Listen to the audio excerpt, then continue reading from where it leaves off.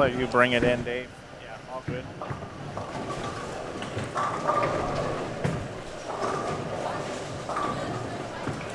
All right, welcome in this afternoon. I'm here joined in the booth with PBA Tour champion Bill O'Neill, Inside Bowling's Mike Flanagan. We're here at the 2017 USBC Junior Gold Championships. You are getting ready to watch 5 games of the U20 boys final advancers round. We've got 64 players getting ready to bowl. And after these 5 games, we're going to cut to 16 players. We had some great action this morning. The athletes are bowling on another different pattern now, and Bill's going to give us some insight on that as he's been watching practice. And enjoy the action this morning. We got 5 great games coming up to cut to 16. Our 5th in the U12 girls division. Yeah, from what I saw so far in practice, obviously this is a different pattern than what they bowled on this morning. So if you watched this morning, you know that they were a little bit shorter.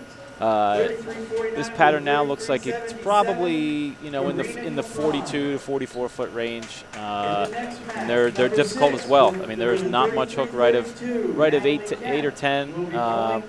Everybody that I saw that had a decent ball reaction was letting the ball roll over somewhere between 15 and 20 and not getting it further right than 10 and kind of keeping the roll a little more forward, not getting the ball to change direction too hard.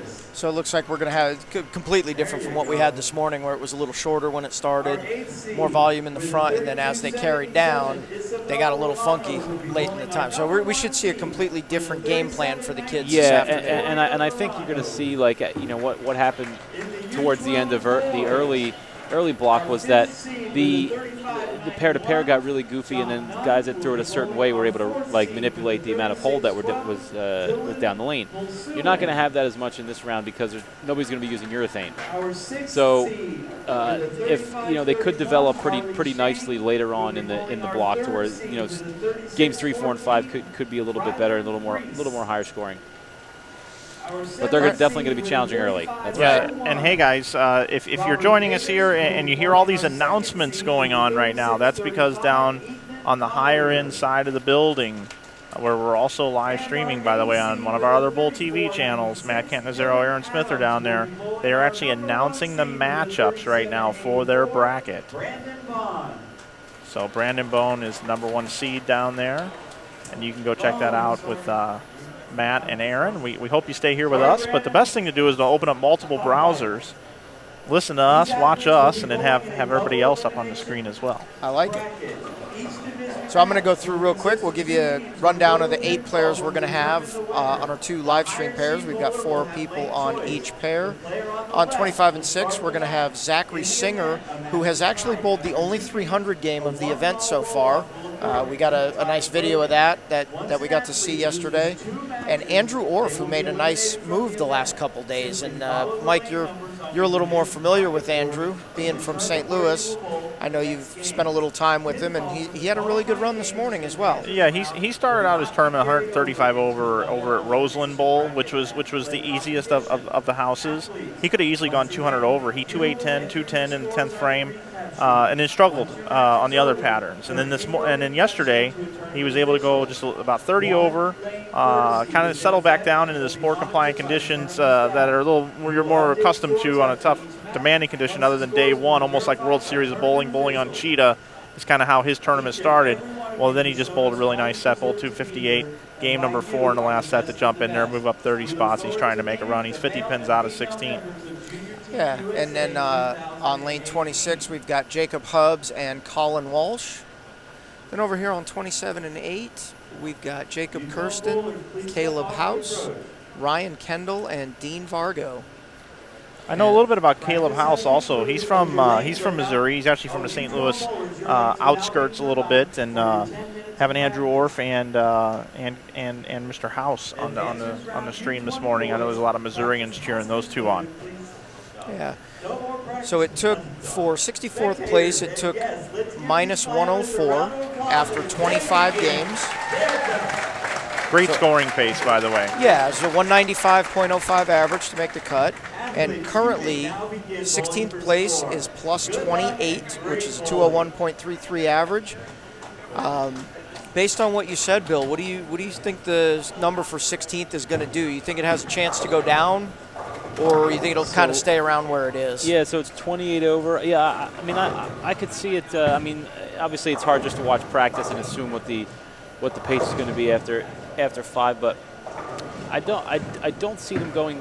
I don't see them going down. I think what you're going to see is the number might go down like after a game or two, and then start creeping back up games 3, 4, and 5 because the pattern hasn't settled in that much, so there isn't a lot of hold for the guys, and they got to play in the middle of the lane. But once they're able to build up enough of a hook spot to where they can move a little bit to the left and open their angles up a little bit, you'll see the scores start to creep back up.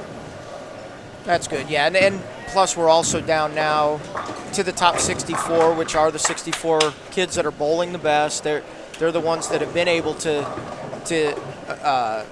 attack all the different patterns and make quicker decisions. So that should, I agree. I think the number will go up just a little bit. Well, we'll see what see what we get. I think in regards to what you guys are saying about the scoring pace, the cut being average of 195, I think it's perfect. Yeah. They're hard enough to where they're challenging. It's not about who gets as many lucky breaks when they're bowling 260, and it's about making spares and but they're not so hard that these kids are pulling their hair out either. Right. They're challenging enough, but there's places for them to play and for them to not embarrass themselves. It's great. And even this morning, we had our high block this morning was by Alec Keplinger from Coldwater, Michigan. He had 1095 this morning, 95 over, made a nice jump, got himself up into 20th place, and only 33 pins out of the cut. Our high game this morning was Jeffrey Mann with 279, who's still leading. So it's out there, pair to pair. We noticed pair to pair this morning was pretty tricky. That you see him bowl a good game and then a rough game and then a good game and then a rough game. So we'll see how it goes this round with definitely a little longer pattern, as we can see right here from the start. Yeah, I'm not sure you'll see the up and down scores as we saw, like the 250s and the 150s. I think you'll see a little more of a consistent scoring pace. I want to welcome everybody in the chat. Please remember in the chat to keep it nice. This is a junior event, youth event. We're all here. We want everybody to bowl good, so let's make sure we keep it clean in the chat today. We don't want to kick anybody out of there.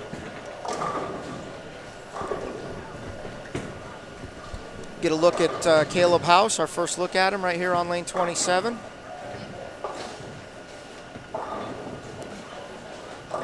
Playing that inside part of the lane like Bill was talking about. Ball just didn't quite recover there. A little light 4-pin. I think if he can get his speed down a little bit, he'll be in good shape. He's got a kind of ball roll that should do pretty well in this pattern, and I think he'll have some success if he can just gear it down just a little bit. I just watched him throw a shot here, and I hadn't watched him in a while, and I saw some similarities to Stu Williams in his release. Those last couple steps, let me know what you guys think. I see some similarities.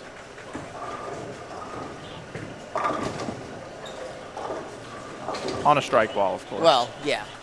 I mean, he did make his spare. So we're going to get a look here on lane 26 at Zach Singer. Again, Zach Singer has had the only 300 of the week. Did it yesterday, I believe. Left-hander. Pretty high rev rate, two-handed.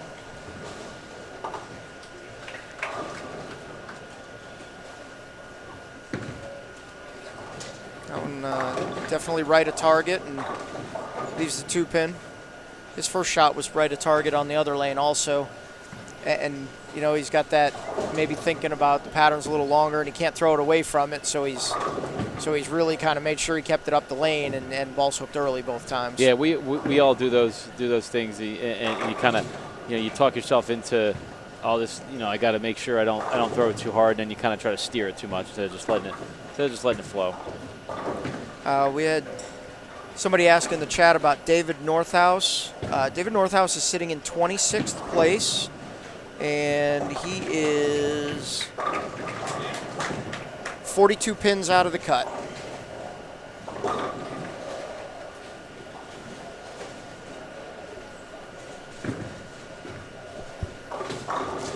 open there for Jacob Hubbs. We get a look at Andrew Orff here now on lane 26. Spare in the first frame. Going to throw his first shot on the right lane now. Pretty powerful. Powerful but soft hand at the bottom. And that one just never hooked. Yeah, he's going to have to watch his axis rotation during this block. He's pretty high axis rotation, and you could see it when his ball started to go a little bit right there. It just didn't. It wasn't tumbling enough. It wasn't going end over end enough to slow it down. So it just completely misses the break point.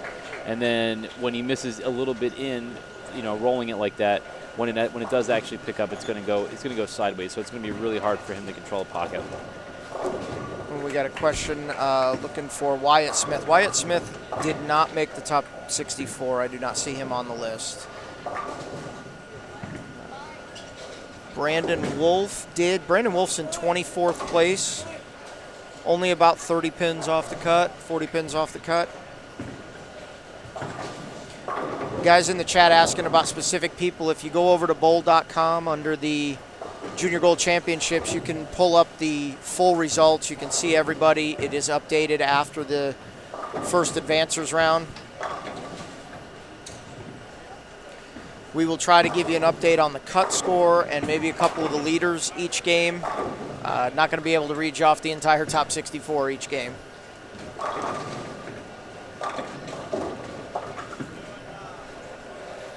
And you can see again, as Bill was talking about, on this longer pattern, if you get the ball going to the right, it just doesn't hook. And we're seeing people miss the head pin all over the place right now. They're going to have to get their angles closed up a little bit.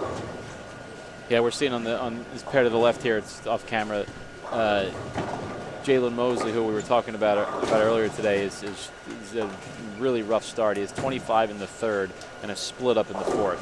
And from what I saw, he was trying to play way too far left. So every time he misses a little bit right, it doesn't have a chance at the head pin.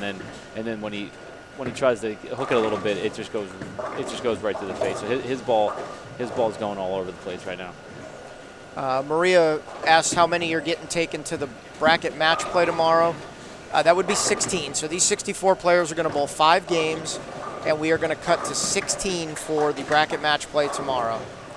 Just to give you an idea on how hard they are, I just walked the entire field, and 3 bowlers have started with the first 3, and 1 bowler has started with the first 4 strikes out of the 64.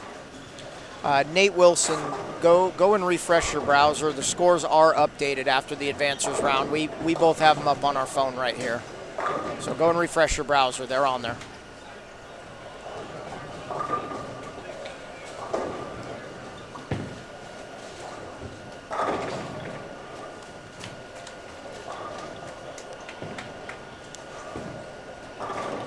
Colin Walsh now started with the front 3 right here on 25 and 26, so that's a pretty good start.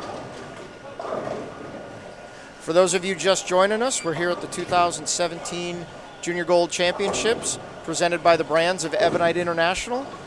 This is game 1 of 5 in the U20 boys final advancers round. We've got 64 players bowling right now. We're going to cut this down to 16 players for the bracket match play after 5 games today.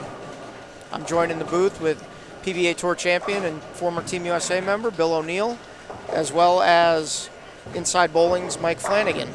And we'll have some special guests for you throughout the broadcast. On our earlier broadcast, we were fortunate enough to have PBA and USBC Hall of Famer Marshall Holman join us. Also, PBA Tour rep for Ebonite International Rob Gottschall joined us. So we'll see who's walking around, and we'll find some special guests to join us today. Yeah, we're going to send Mike Flanagan out. He doesn't know yet, but we're going to send him out and scour the concourse and look for some interesting folks that we can talk to.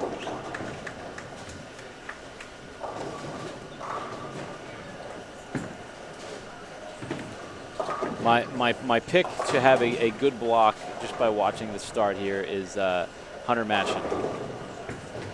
I have not seen him. Okay. He's from the Maryland area. He throws it really, really good. Okay. And his ball roll, he does the right thing for. I'll have to watch. I know he's bowling on the pair to the left of our live stream. I always pronounce his last name wrong, so I'm sure I did it again. But I think that's it. Machin? I don't know. I would have said Machen. He knows who he is. All right. Well, that's important.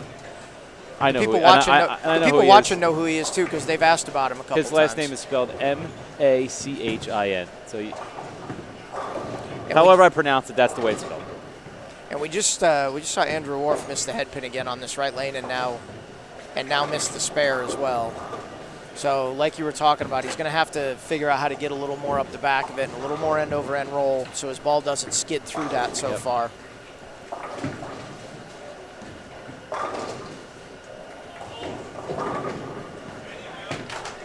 And Hunter Machen's got a big crew here cheering for him. His mom and dad in the back. I saw them. And he had quite a few people cheering for him earlier in the first advancers round too. See where he's at in the standings right now. He is 27th and just about 43 pins out of the cut. So. See, I was right. Look at the chat. It's Machen. I was right. It's Machen. No, I was right. See, that's the way I said it. I've had every name right so far. That's the way I said it. You said it wrong.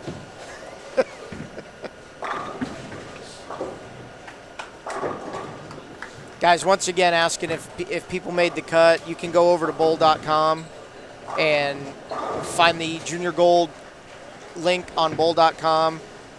They will have the advancers round updated. You can see all 64 players that made it to this round, as well as their game scores from earlier. They're going to be trying to update this as quickly as they can after each game and get that cut number out as quick as possible. And Jalen Mosley is really struggling over here. He now has 59 in the 6th frame. And Colin Walsh just fouled on the front 4. That's the 3rd foul that we've seen on that pair today. And they were on the other lane. The other two were on the other lane. And for the smart people in the chat, I'm 100% sure that the other 2 fouls were on the left lane. So don't correct me on that.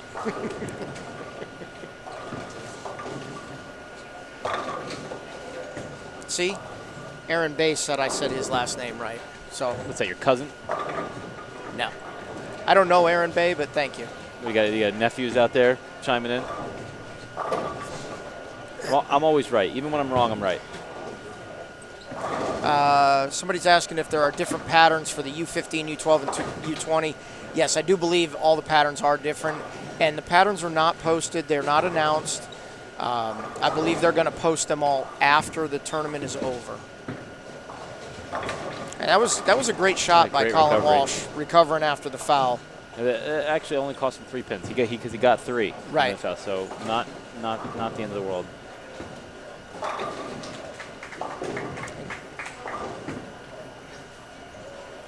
And Jalen Mosley just missed the head pin again over here too. Yeah, he needs to take a breath. Yep. He needs to collect himself. Every time I look over at that pair, it seems like he's throwing a shot. I think he's going up there a little quick, and now he's pressing. Jacob Hubbs with a great shot there for a double.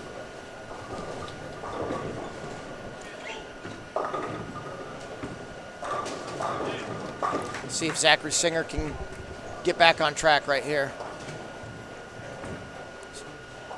He's had not great ball reaction here to start, but he is clean through 5 frames. He's made all his spares, clean through 5, and hanging in there. He's about 35 pins out of the cut.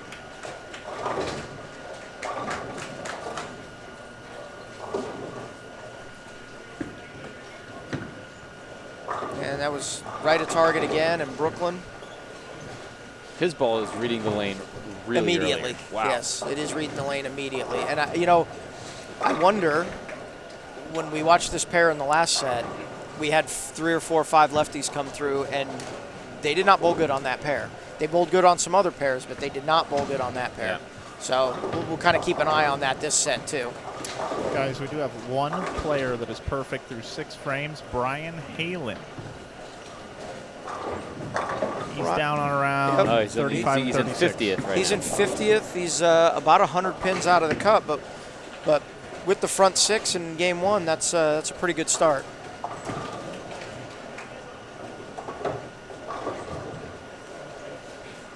And by the way, Jalen left that 1-2 last and missed it completely.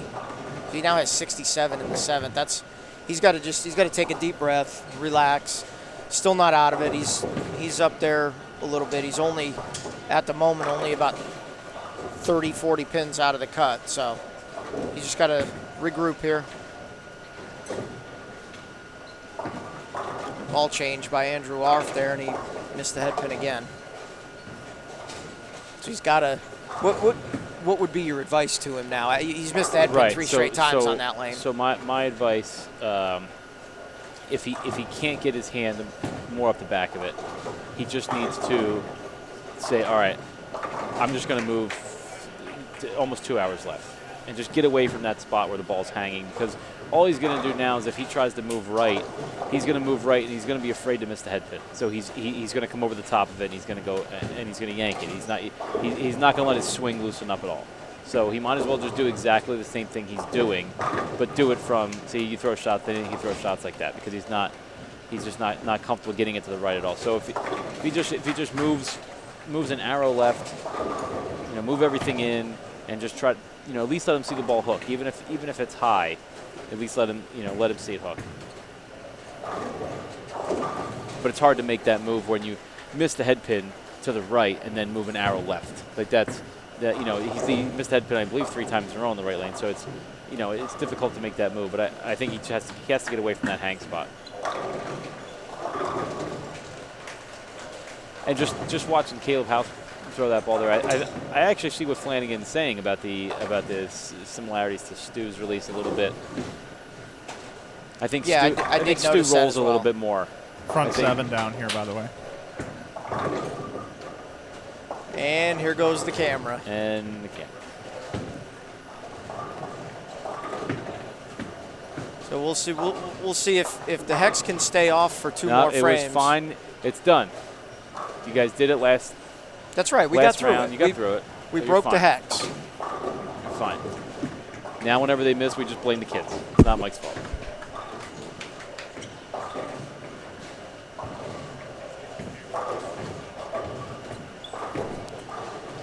Colin Walsh there. Great recovery after the foul. He made the spare, then came back with a double. So really, really good recovery there. I really like the way he gets out of it. He throws it really well. He's got a nice ball roll, especially for this kind of pattern.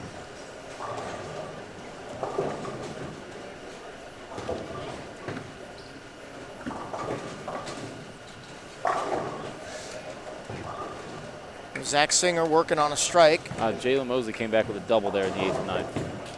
Well, and that's good. That's what he needed to do. He needed to, regardless of what he bowls this game, he's just got to throw a couple good shots at the end, fill a few frames, get out of there with whatever he can get, and start over next game. Still got 4 more games left. Yeah.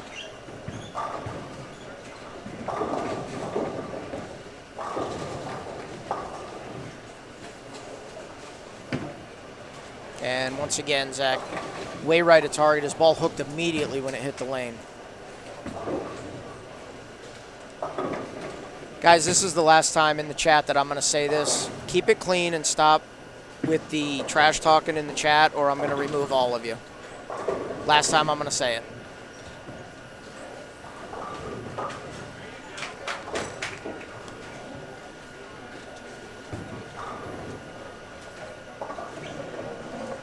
Got a couple good games going over on 27 and 28. Dean Vargo has a 147 through 6 with a spare in the 7th. Ryan Kendall is got a double and clean.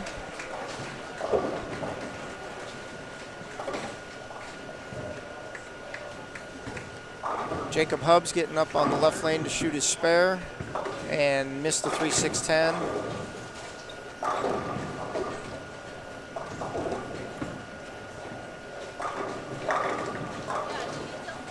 Chris, if you're looking for U15 updates, you can go to bowl.com. They should have them on there. Also, one of our live streaming, we're streaming from 4 different places on this channel, so you can find it on one of the streams if you're looking for the U15. Austin Brent Boho is bowling right now. He is currently in 10th place.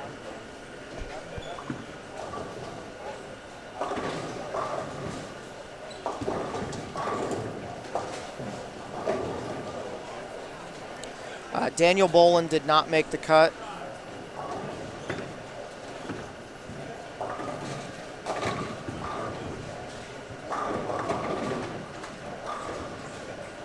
We do have front 8 down there, so we'll take you there in the 9th frame. All right, sounds good. So we have Brian Halen on the front 8 at the moment. When he gets up for the 9th frame, we're going to take you down there and get some bonus coverage.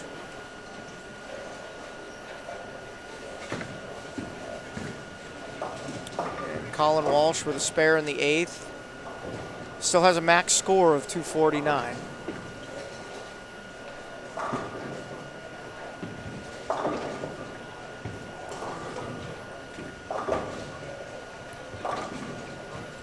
Question for Bill and Dave. What was your guys' equivalent to junior gold? My equivalent was junior gold. I bowled it 1 year. So I actually did get the bowl at 99. Halen's up, by the way, guys. All right. Looking for the front 9. So we're going to take a look at Brian Halen. Is that him there? Yep. Good job, Mike. And yep, good job, Mike. So front 8, 2-pin should make his spare. Still got a max at 279. That's a really good start when you're 100 out of the cut. Keep your the first 8, too. Take it back over here. Caleb House. Up right now. Max score of 227 this game. We also saw a much better shot by Andrew Worf there, and it looks like he did exactly what you talked about. It looks like he moved a zone or 2 left and still trying to play that same thing, but from further left. Yeah, it's a good idea because the shot he threw, then he threw on the 8th was almost, you could almost guess what was going to happen there. He was gonna miss lefty target. He wasn't going to get it right and miss the head pin again, and you can almost guarantee he was going to go high. Bill, we got another question in here for you. What's the best way to help prevent from grabbing the ball? It's probably has a lot to do with with timing. If you're out of time and you're using too much muscle when you're pulling the ball down from the top, then you're going to squeeze it. If there's a lot of different reasons why you would grab it. Your push away is way too long, so you have to squeeze it in order to hold on to it because it's way too far out in front of you. You could have your pitches could be bad. You have way too much reverse in your thumb pitch, so it could be causing you to squeeze it just because you have to hang on to it. Could be any number of those things. All right. We saw a good shot there from Colin Walsh in the 9th, so he's going to go into the 10th with a chance to shoot 249. Zach Singer getting up on 26. Can still shoot 216. We've seen him struggle the whole game. His ball's hooked immediately on lane 26 every shot we've seen. And we'll see what kind of adjustment he makes here in the 10th to try to bail this game out and bowl 2-10. He's clean through 9 frames, so he's hanging in there. He's making all his spares. Jalen Mosley, by the way, did get the first hit in the 10th, so in spite of that, he bowled 144, but it could have actually been a lot worse. He was pacing in the 120s. And Zach Singer, his ball hooked immediately again through the face for a 2-4. I'll tell you what, though, if he makes this, that's a pretty good 190 if he can make this. I don't think I saw any ball, especially on this right lane, that came anywhere really close to the pocket. No, his ball on the right lane hooked immediately every shot. Oh, we're coming up to the end of game 1 here. Players are going to be changing pairs. The players on the left lane are moving 6 lanes to the left, and the players on the right lane are moving 6 lanes to the right. Watch Zach Singer shoot his spare. And I believe next game we're going to get Alec Keplinger on one of our pairs, who had the highest block this morning.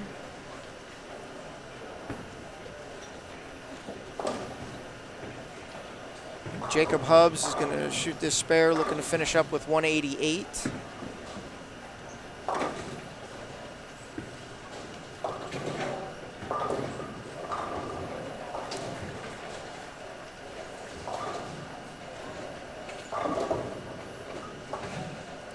Looks like Jacob Kirsten finishes with 198.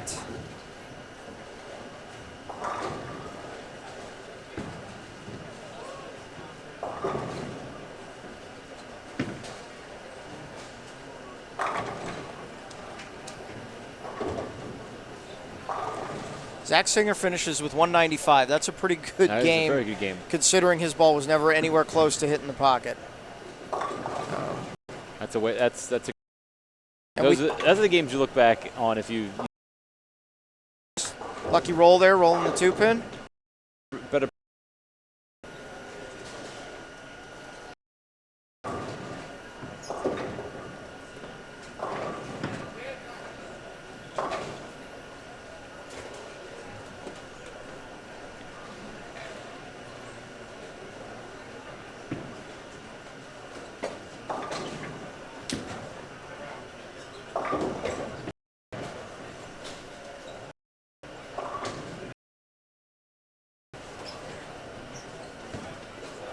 Just looking around at the.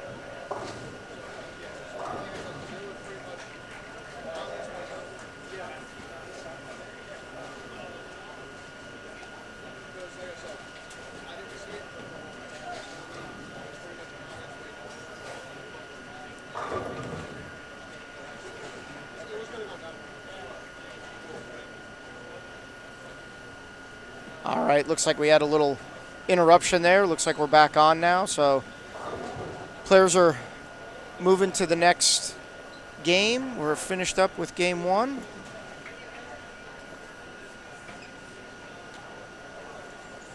As soon as they get moved over here, we'll get you going in game 2. We'll get you a list of who's going to be on this pair. We're going to take a real quick break. We'll be back in just a couple minutes.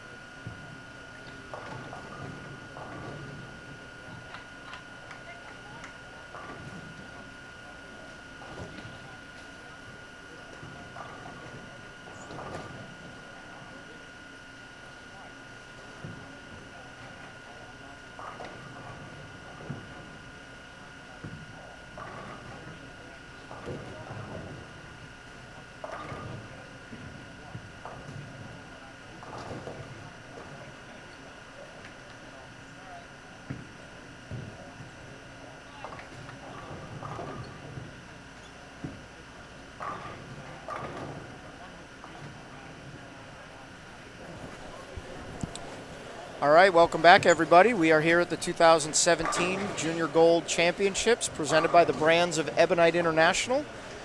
We are just now getting into Game 2 of the U20 Boys Final Advancers Round. After 5 games of this round, we will cut to the top 16 for tomorrow's bracket match play.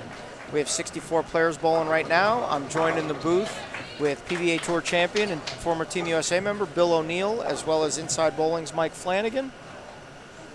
And I'll give you a quick rundown on who we've got on these pairs. On lanes 25 and 26, we've got Andrew Bourgeois and Alec Keplinger. Alec Keplinger had the highest round of the morning block this morning with 1095. We've also got Christopher DiPiola and Jacob Sisk.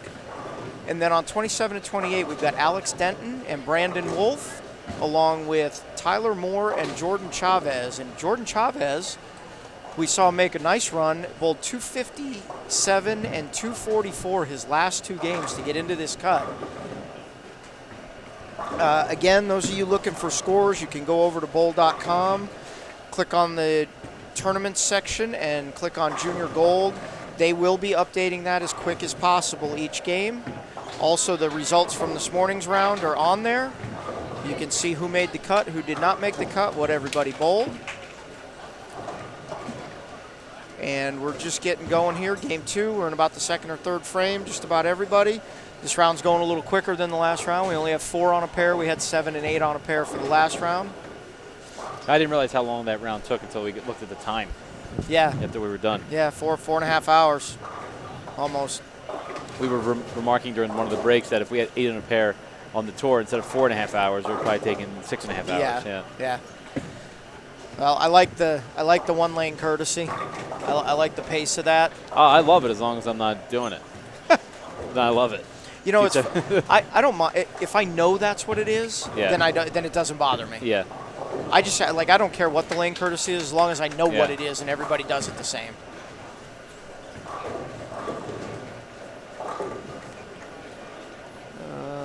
Let's see. So we're going to get a look at Alec Keplinger here on lane 26.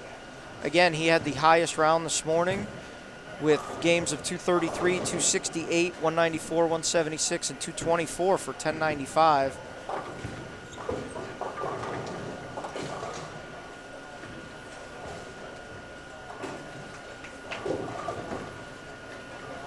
We'll see, he'll be playing the lanes completely different than he was this morning, where he was playing.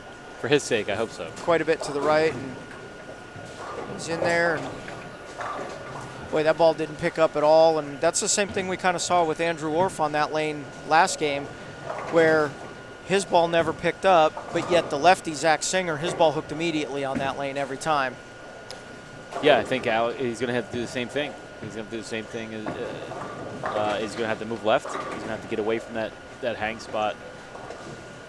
Just for his sake, hopefully he can identify it a little bit sooner and be able to save the game, because that spot right there where they're playing is tough. It's really, really tough. If he misses a little bit left there, it goes high. So. And that's a great spare right there, making the 2-7, or as you would say, the left-hander's baby split. The left-hander's baby split, yeah. Jacob Sisk on the left lane shooting a 4-pin. And we'll get a look at Alex Denton over here on lane 27.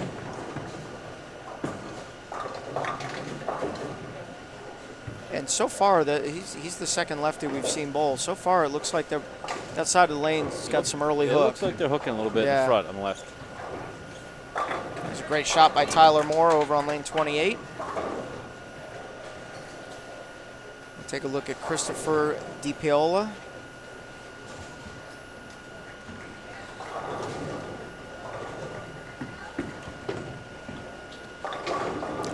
Washout on the right lane, so we're definitely seeing that lane's tight.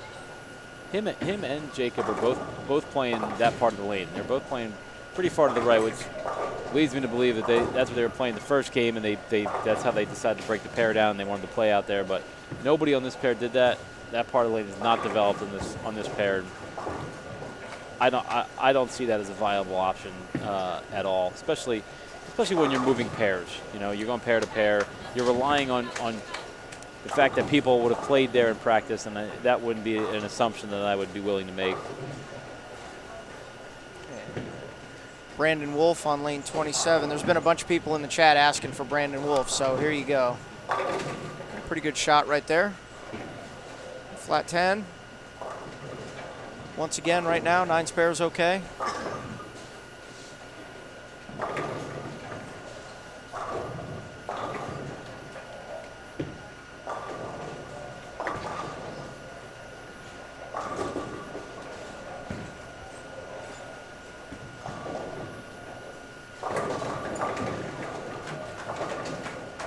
Those of you out in the chat, if you've got any questions for Bill O'Neill, please let me know. Fire them in. We'll get you some answers on that. We had some good ones in the last broadcast. Got Bill a little fired up on a couple things. Let's do that again. You want to do a pet peeve again? I don't know. I don't know if I have one on the ready. Do I have one? Well, we've only done like 3, and you had about 20, so I'm sure you got another pet peeve. They come to me in spurts. Like I have to see it happen, and then I go, oh, that's right. I remember. I don't like that. That was a pretty good shot right there by Jacob Sisk for a ring 10.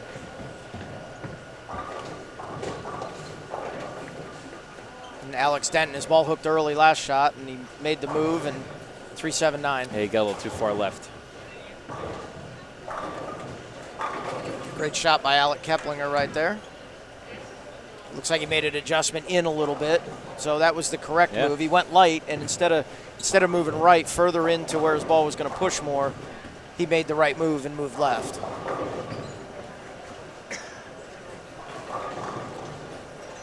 So that being said, how do you know, as a player, how you're always taught if you miss right, you move right. If you miss left, you miss left. How do you know when you miss right and your ball doesn't hook enough that you have to move left? Yeah, it's a feel thing. It's an experience thing. It's a feel thing. But generally, on a pattern like this, when you miss a little right and you just see it over skid, and you know that you've taken your practice and you've thrown shots around 5 or 10, and you know there's no early hook there.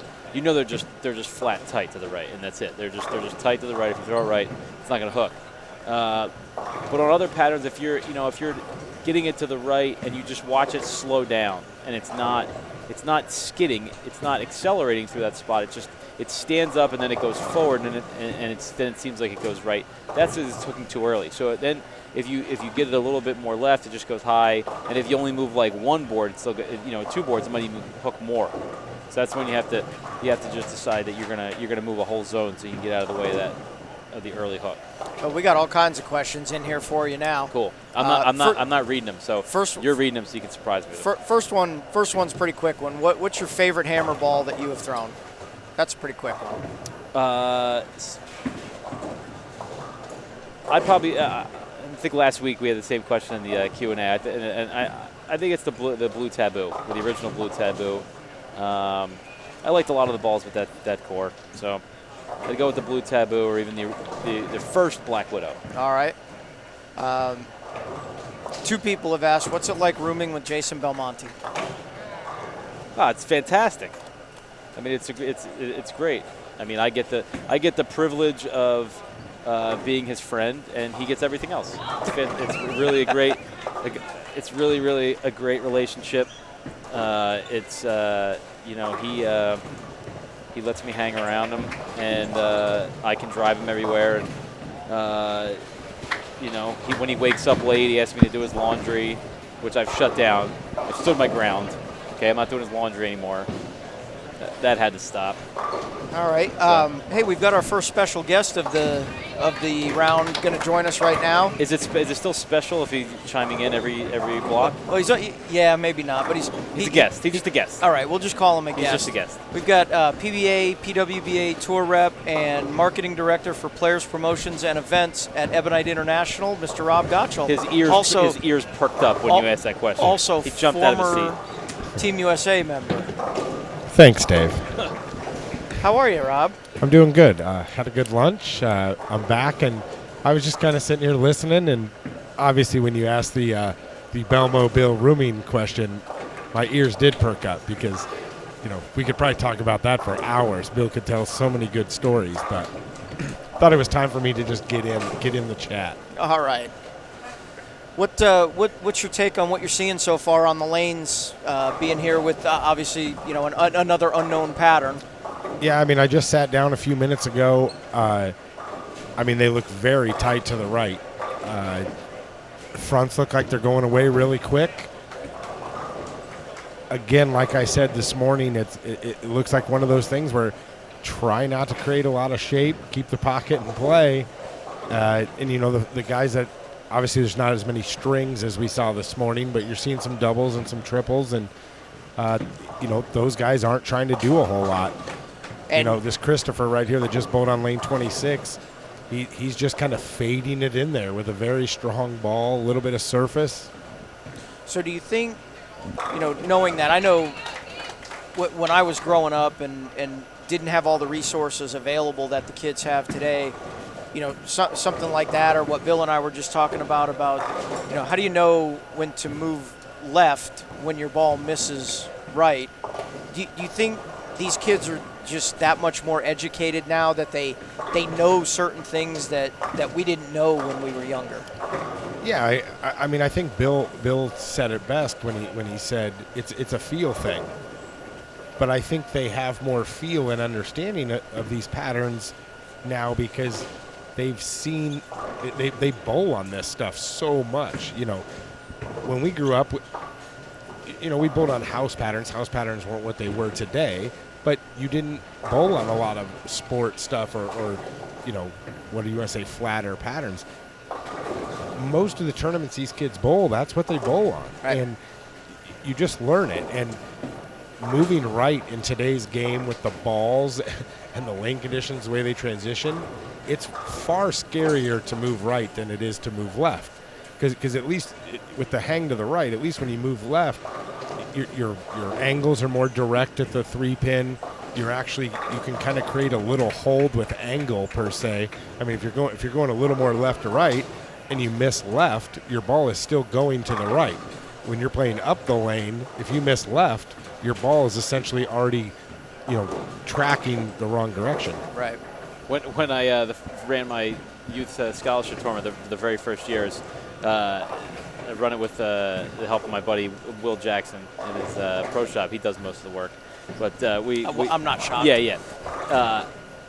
So we put a certain, I forget what pattern it was, but it was a kegel pattern, and they were they're hard, and they're bowling, the kids are bowling, and they were impossible, and I was mortified because they were so hard. And I think we had like 40 or 50 entries, and nobody was bowling. I mean, there wasn't anybody that was plus. I mean, it was just, I was like, my heart sunk. I felt so bad. So I'm talking to some of the parents, and I apologize. Look, I'm really sorry. We didn't intend to be like this. It's an old HPL house, the pair-to-pair is goofy. And three parents said, "Oh, well, what happened? What are you apologizing for?"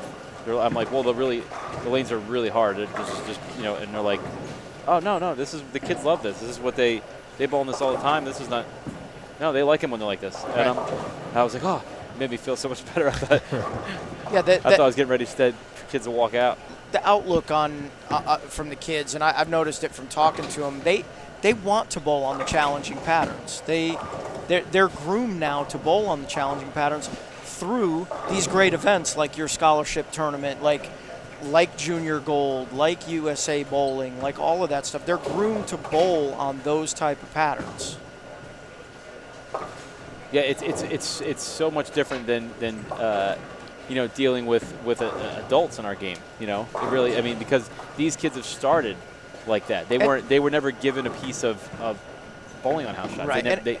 They just been bowling on these kind of patterns forever, and this is all they know. So when they see a house shot, they're like, I don't want anything to do with this. And what I like about it is the kids, and I think they're almost grooming their parents. They just want to bowl.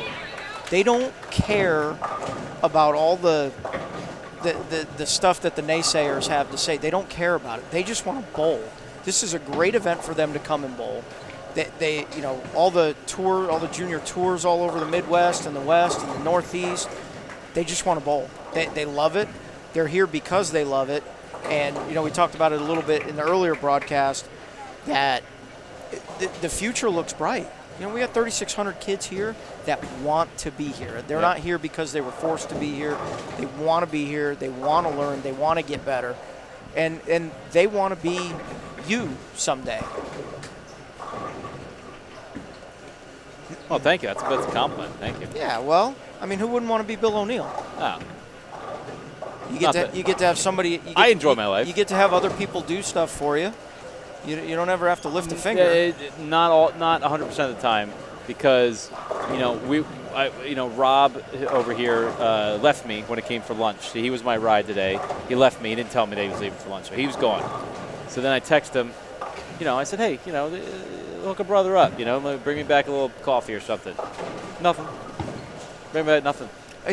He was in a meeting. Yeah, real big meeting. And I'm just here. I'm sitting here, just working my throat over, doing all this talking, and I can't get nothing warm to soothe it, And I'm sure Rob will leave here in a little bit and go do whatever he's going to do, and I'll just be here working.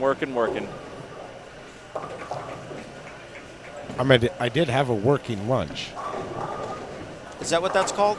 Yeah. I mean, when the executive director of the USBC wants to go have lunch with you to discuss some things, you go to lunch. So. What are you guys in a fantasy football league together? No. discussing draft dates. Yeah, it's a big working lunch. So we're getting into about the 7th, 8th frame of game 2 here, and here in front of us we've got Alec Keplinger, who's now working on a double in frames 5 and 6, getting up on the left lane.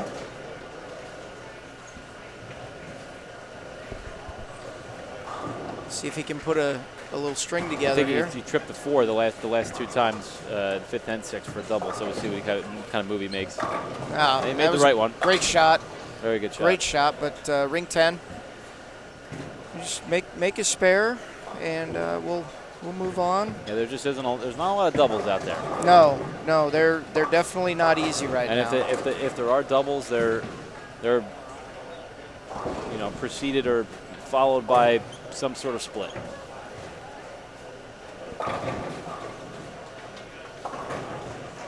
Get a look at Jacob Sisk here.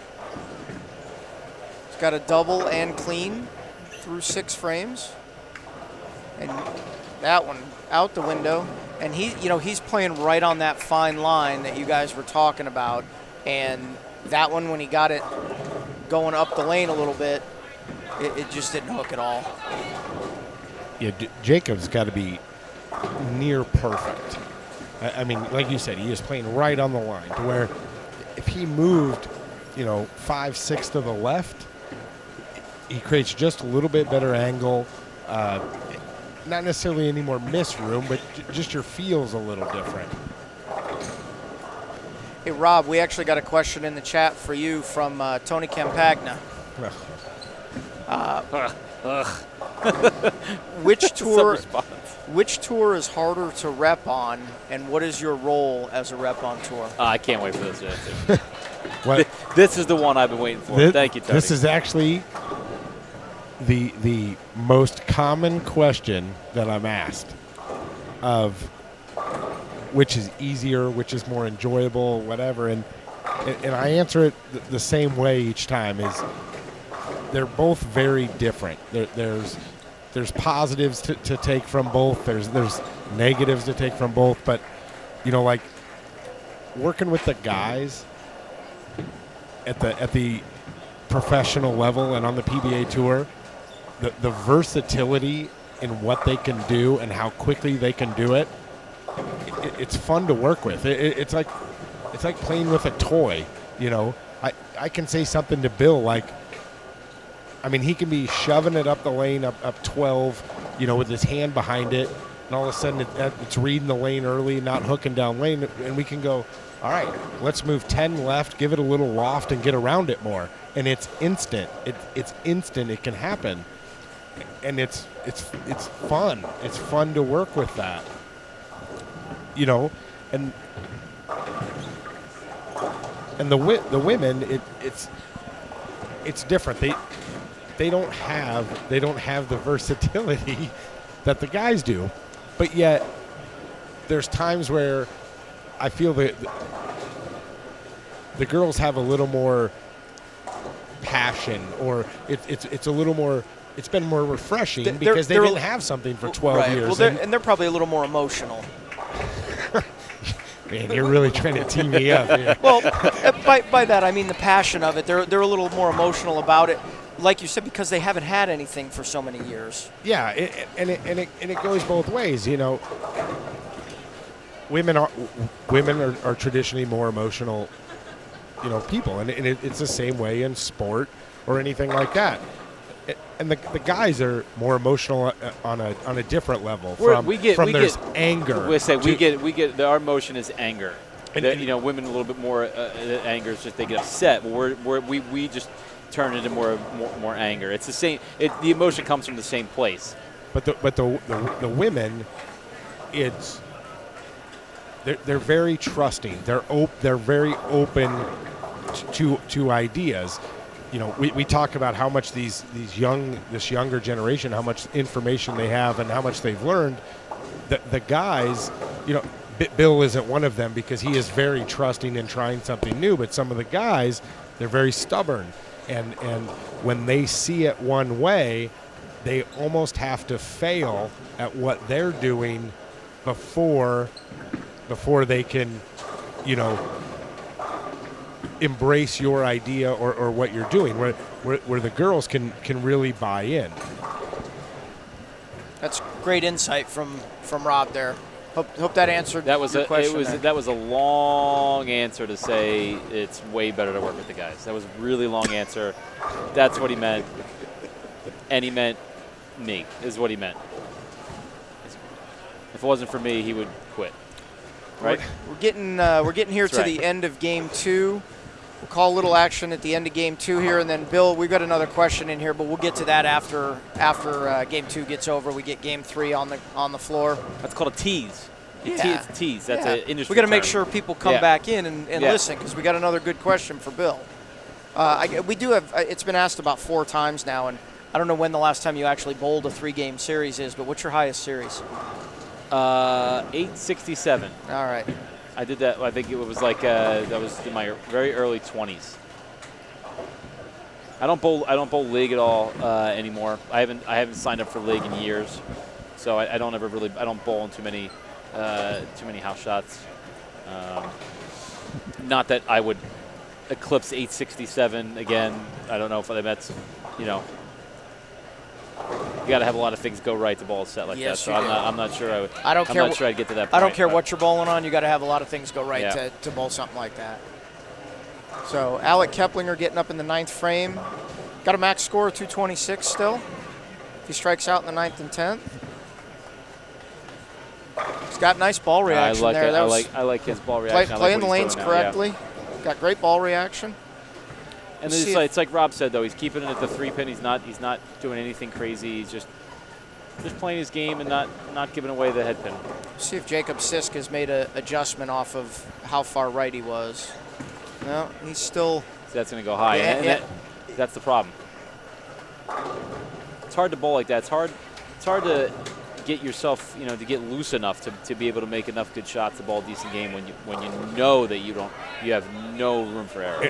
And what's funny is that he's doing the right thing, just from the slightly wrong zone. Like, his roll's good. He's not trying to create shape, and he's obviously accurate enough and bowling well enough that he's got a 200 game going here, and so it's those type of things that can get you make those little minor adjustments and move a little left. He might be able to pop off a 220 or 230. And this is where I get into like discussions with people that, you know, still say that bowling in the the 70s say was better than it is now, and it was harder then, and it's the lanes. That is the exact example of somebody who's has a perfect ball roll for what we're bowling on. He's doing the right thing, but he's in the wrong part of the lane. So doesn't matter how many great shots he throws, he's not going to be able to be successful because he's not mentally there, because he's not in the right part of the lane. So there's just so many more variables that go into bowling now, and he's got to get himself into the right part of the lane in order to be able to succeed. And it's not just about simply hitting your target. And let's not assume anything. it's possible he was a little further left, before, and maybe he was missing a little right. Yeah. And sometimes you have to just do some things to where you can be comfortable and know you're going to hit the head pin. Sure.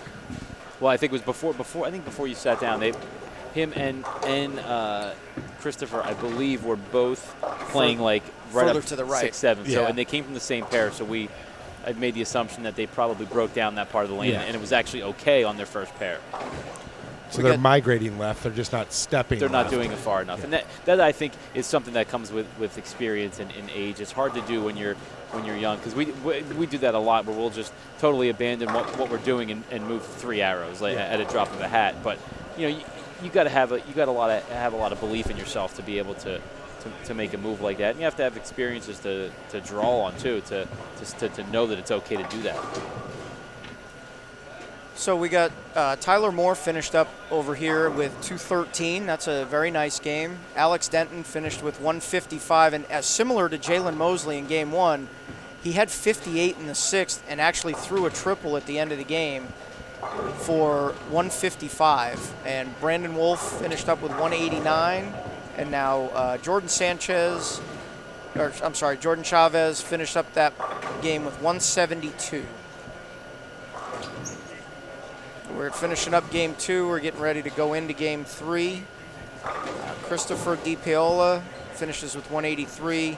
Andrew Bourgeois is got a chance to finish with 170 if he strikes on the fill here. And he gets 8, so 168. We're going to watch Jacob Sisk and Alec Keplinger finish out, and then we're going to take a short break. See if you think Jacob Sisk just stays where he's at for this 10th frame, or do you think he's going to try to make a move? I think he's going to stay the same, and hopefully he fills a frame, and then he can get a fill ball, and then hopefully he tries something else.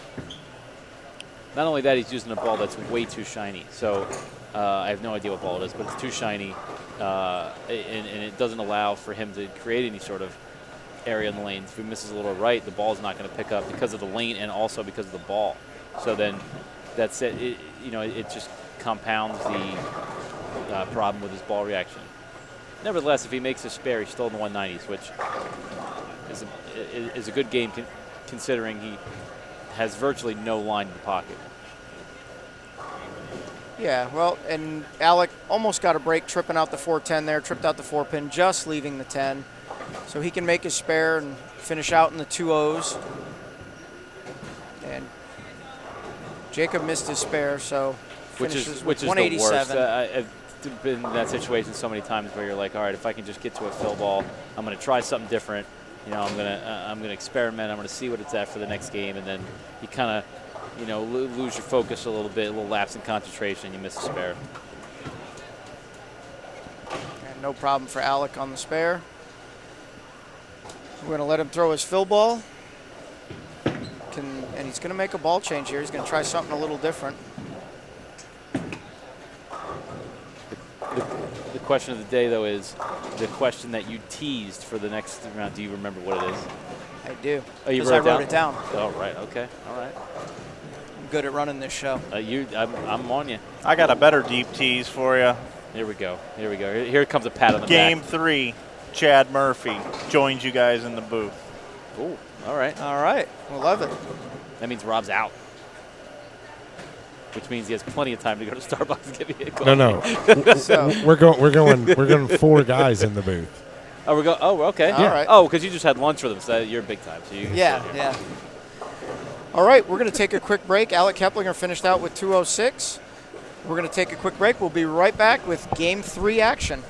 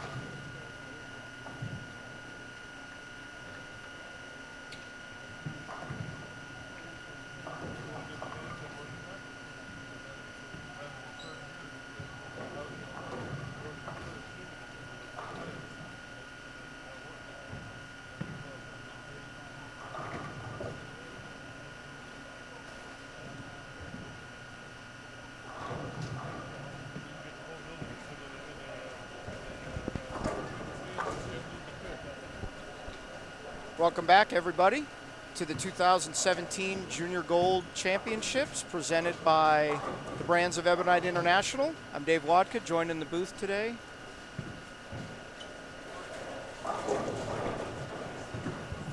Joined in the booth today with PBA Tour champion and former Team USA member Bill O'Neill.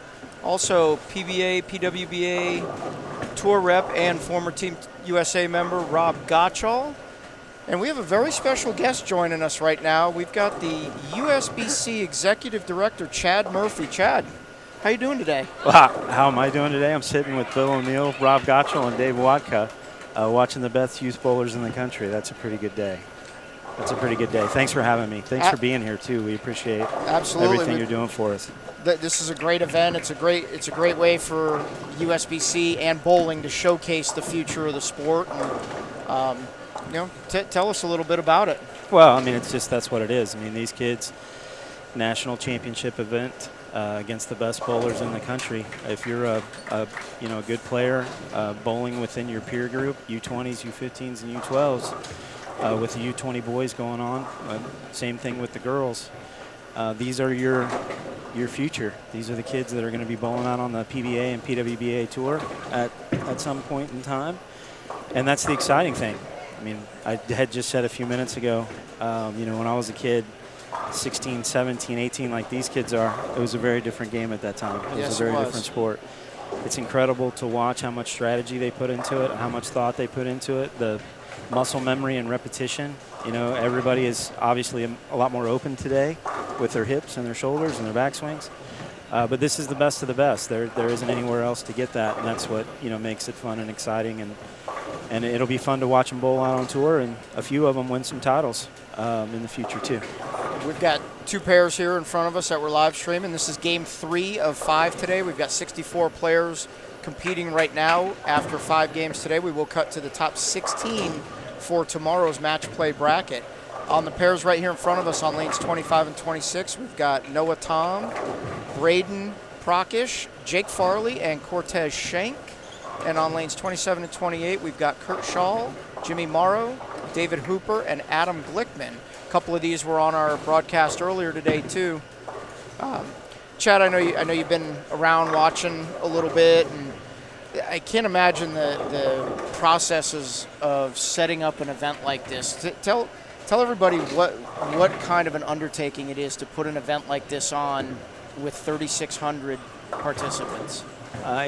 It is, and there's no doubt about that. But it takes a year or two's worth of planning. It takes looking out into the future at how many kids are going to be here and qualify. It starts at the local level through the local qualifying segments.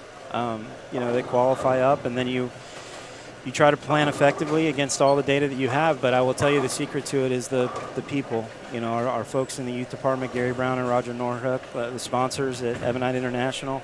Everybody that's involved in this event is working really hard to create an awesome experience for these kids when they get here. And one of the things that is required to do that is efficiencies of scale.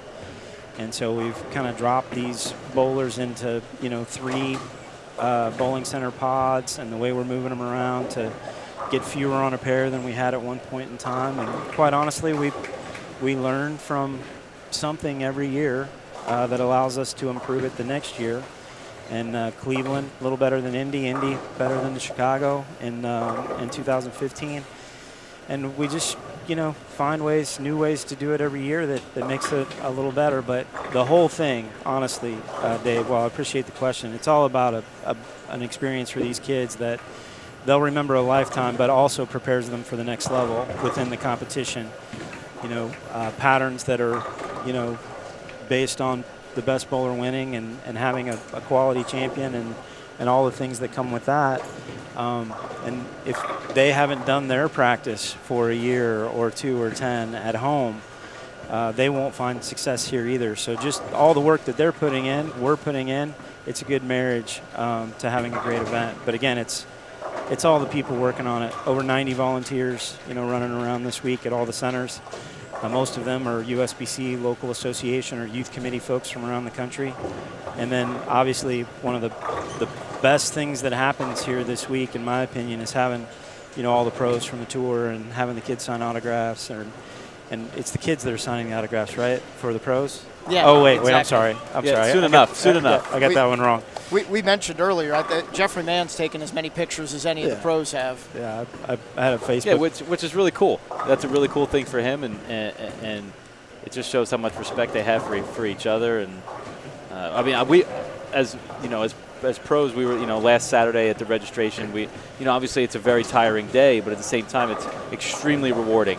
Like to be around a bunch of people who are just genuinely excited to see you, and they want your autograph, take pictures, they want to chat with you for a couple minutes. Every one of them was really respectful. It was just really neat. And then to go to opening ceremonies, I'd never been a part of anything like that. We were Tommy Jones and Josh Blanchard and I and Dino were to be part of the Q&A, and we were backstage. It was every bit of an award show. I mean, like everything was down to the minute. And when we were going out, who was going out, doing all, it was, I didn't realize that much, would go into that, and then you come out on stage in front of 6,000 people, and it was like being a rock star. It was really, really, really cool, and the staff and everybody over there did such a great job organizing it. Well, and that Q&A that you guys did was, I think that's just something that will, add to the experience that goes with it. But that opening ceremonies is something that was done every year. When I bowled the U.S. Amateur Championships a long time ago, there was always an opening ceremonies. And then when I came back into the youth area here, that was one of the things that I felt like was missing. And, having that many kids in one space, yes, being entertained, but also learning as part of that, but also having an experience. My kids play other sports. They bowl. They do a lot of different things. But I was at a baseball event several years ago, and in watching how they have their opening ceremonies is kind of where that idea came from to do that. And it's been a labor of love. But Roger and Christy Ventry and the folks that are working on that. The cool part about it is a lot of fun to work on. I mean, it's a job, and yes, it's work, but at the same time. And Bill, you just hit on it, rewarding being the word. I mean, it's just so rewarding to watch the kids and how they interact with each other, but also the parents. I mean, there's just a lot of smiles on a lot of folks' faces that you may not ever get at a competitive environment, knowing that in the end there's going to be winners and losers. You spoke about Christy at the opening ceremonies, and that was one of her big tasks. We went there for rehearsal that day to go with the pros, go through the question type segment, how it was going to work. And obviously on show day for her, big show day, you'd think she'd be a little nervous, a little uptight. But we were there at 9:30 in the morning. She was excited, this is going to be fun. And then there we are. We see her at 9:30 when basically it's all done except for the concert. And she's still excited for the event. And she had the answer to every question we had. Like, there was no, let me check. No, everything was done. Yeah. She had it down. It was really impressive. Advanced planning, and obviously having people that are engaged in the programming, that are passionate about the programming, that believe in the work that they're doing. And Christy's a great example. And another good word. I mean, believing it is important. But Christy, we hired her. She used to run events at Coney Island.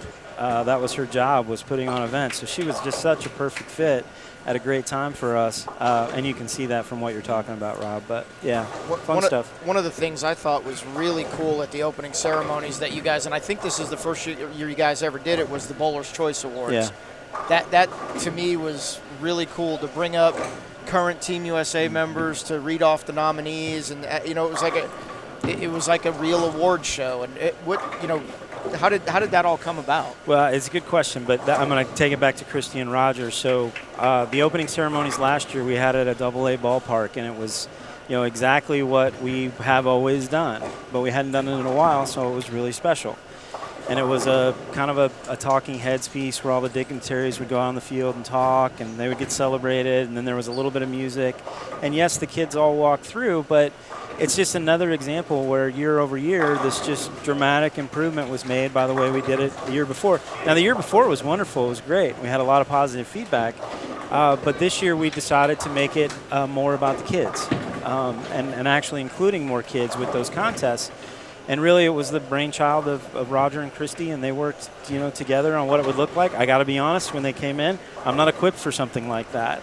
But it was easy to agree to it and support them because they were so passionate about, what their vision for it was and their belief that the kids would have a better experience. And then, of course, when we got to watch it all, and one of the cool parts about that is I didn't get to make it, so I was watching it from home on, the Junior Gold 360 EBI.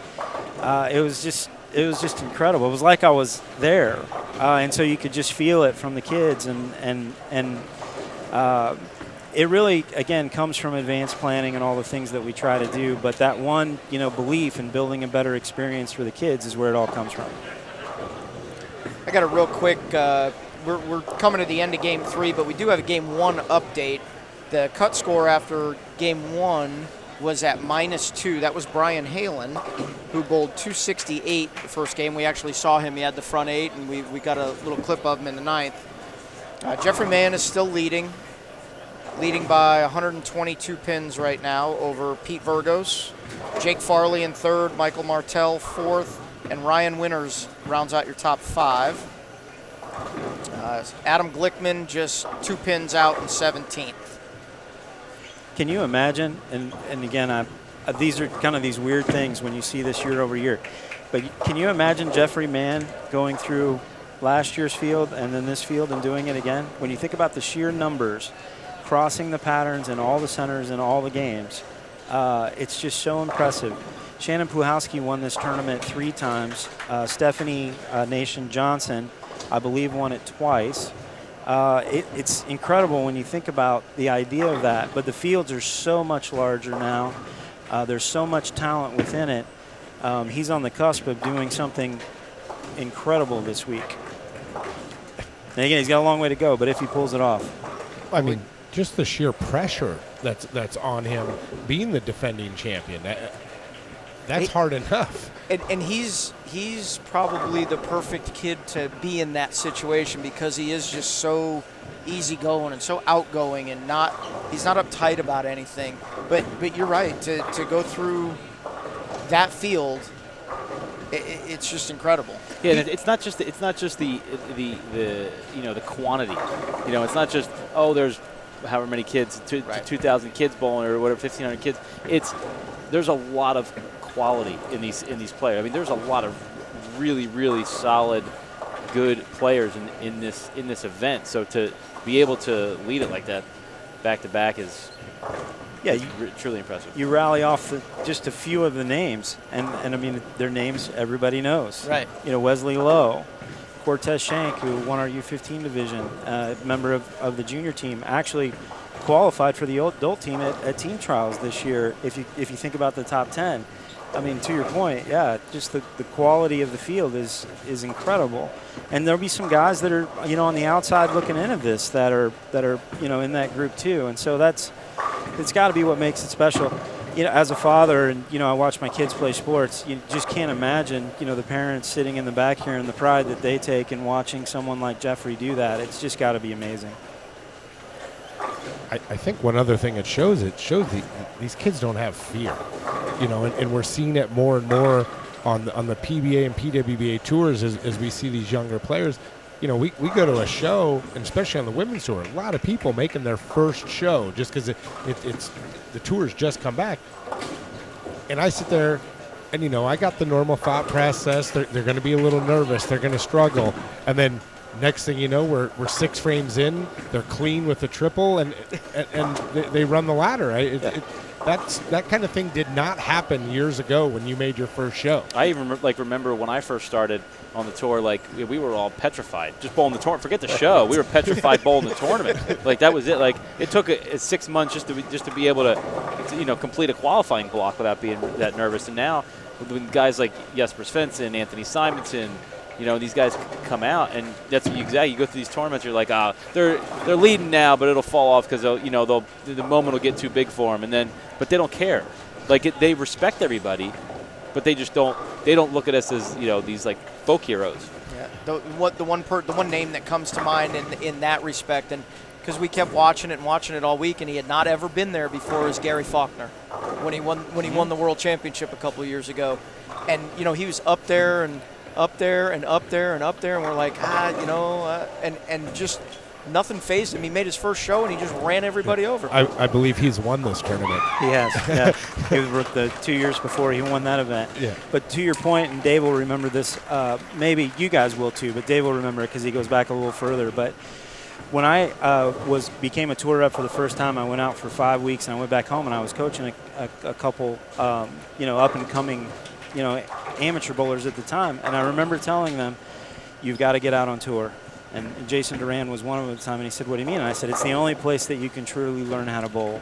And I didn't know it before I went out there for that first 5 weeks, but I figured it out very quickly because there were so many great bowlers who weren't at the top of that list, right? Because the guys at the top were just so incredible to watch, so incredibly gifted.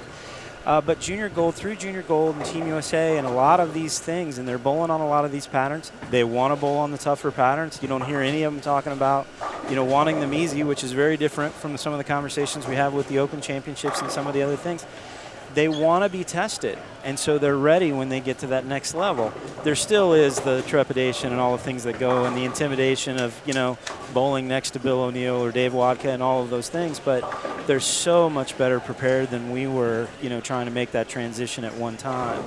And it's been fun to watch, and obviously we've gotten a front row view of it with the PWBA, but, Daria's win this last week, and she's bowling Verity in the championship match. I mean, when you think of some of that stuff that's going on, it would take the learning curve on those tours back in the day, I would tell you, was a year and a half.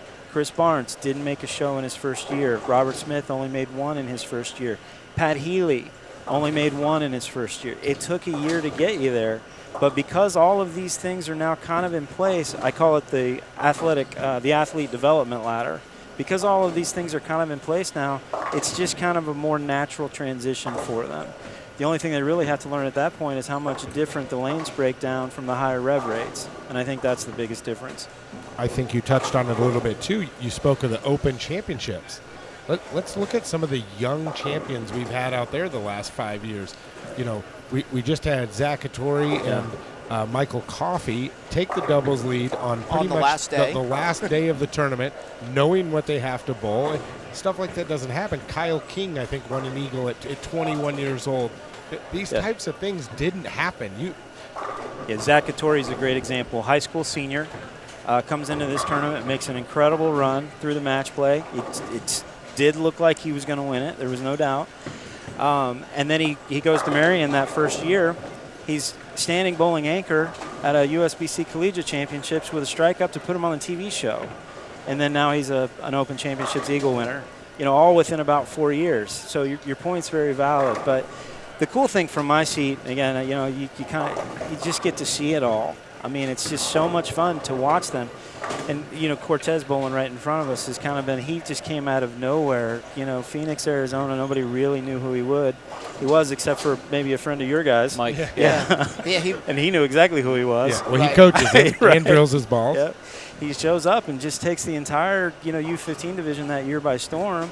These long arms, this gift to get the ball down the lane and get it back at such a young age. And obviously we're expecting, bigger and better things, but he's done great things already. And the fact that these tournaments are now available for them to do great things, I don't know that it would have been that much different when we were kids. We had a lot of stuff to bowl, but there's just so much more available today. And then the way the competitions are conducted on the sport patterns and the tougher conditions, they got to learn to make spares. I mean, I wasn't a good spare setter until I was 20 because I didn't really have to be, where, these guys have to do it early on. Yeah, we talked about it earlier in the broadcast, too, about the availability of these types of events now. And, if you go back to when I was a kid, we didn't even have anything that was like this. Bill got to bowl Junior Gold once, but if you go back to when I was a kid, there just wasn't anything like this. And for these kids to have something like this as a breeding ground, it's just amazing. The one thing that stands out to me is that when I'm looking around is that all the kids are pretty respectful of everything that's going on around them, and it's quite a different atmosphere than what you see on the pro tour. Like, it really is. I mean, these kids, they're not looking to complain every 2 seconds about someone or something or whatever. They're bowling, and they're taking responsibility for everything that's going on with themselves. And even when I was younger, when I was this age, we didn't act this well. We just didn't. Yeah, we had to be told, hey, let's tone it down. And all these kids just seem like really nice individuals, and they're all just very respectful. And it's obviously we're all products of our environment, of the culture, right? That's created at a certain event or certain things. And you guys have heard me talk about this a little bit. It's amazing at an event like this, right, which is still a national championship, right? They are bowling for the pinnacle of their age group on a yearly basis. We don't show them the patterns. They're limited to the number of balls. They're limited to the number of surface. And you know what? We're never getting complaints about it. Nope. Because they don't understand it in that next level. They don't care to understand it. They know that whatever the rules are, they're going to go out there and compete. They're going to try to beat the other guy. Where the generation that came before them, I think it's a little bit different. It's more where it was one way, and so it should always be that way. Where this group, for whatever reason, is just more open to all of these things. And then when you hear them talk to each other, they know how hard it is. They know how hard the journey was to get here, and so they respect that from their peers as well.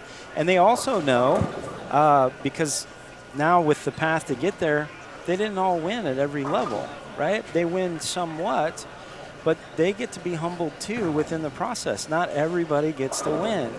And so there's just a certain amount of respect. On tour, it's just the best of the best, for a lot of decades, if you will. And so some of that's just that's a tougher nut to crack. You got a bunch of type A's that, have worked all their lives, and it isn't more competitive, right? Because this is just as competitive. But it's just a different environment. Well, I think you touched on it earlier. It's changed. So for the guys on tour, anything that's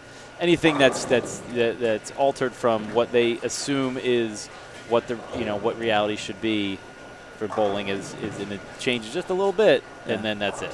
Yeah, and these environments is just so much more about. And youth sports, there's no doubt, and we end up having this conversation way too much. This is a youth sport. When you think about the competition, there will be someone, the thrill of victory, the agony of defeat, right? There's going to be a lot of crying kids at the end of today. It's just the way it works. It's sports.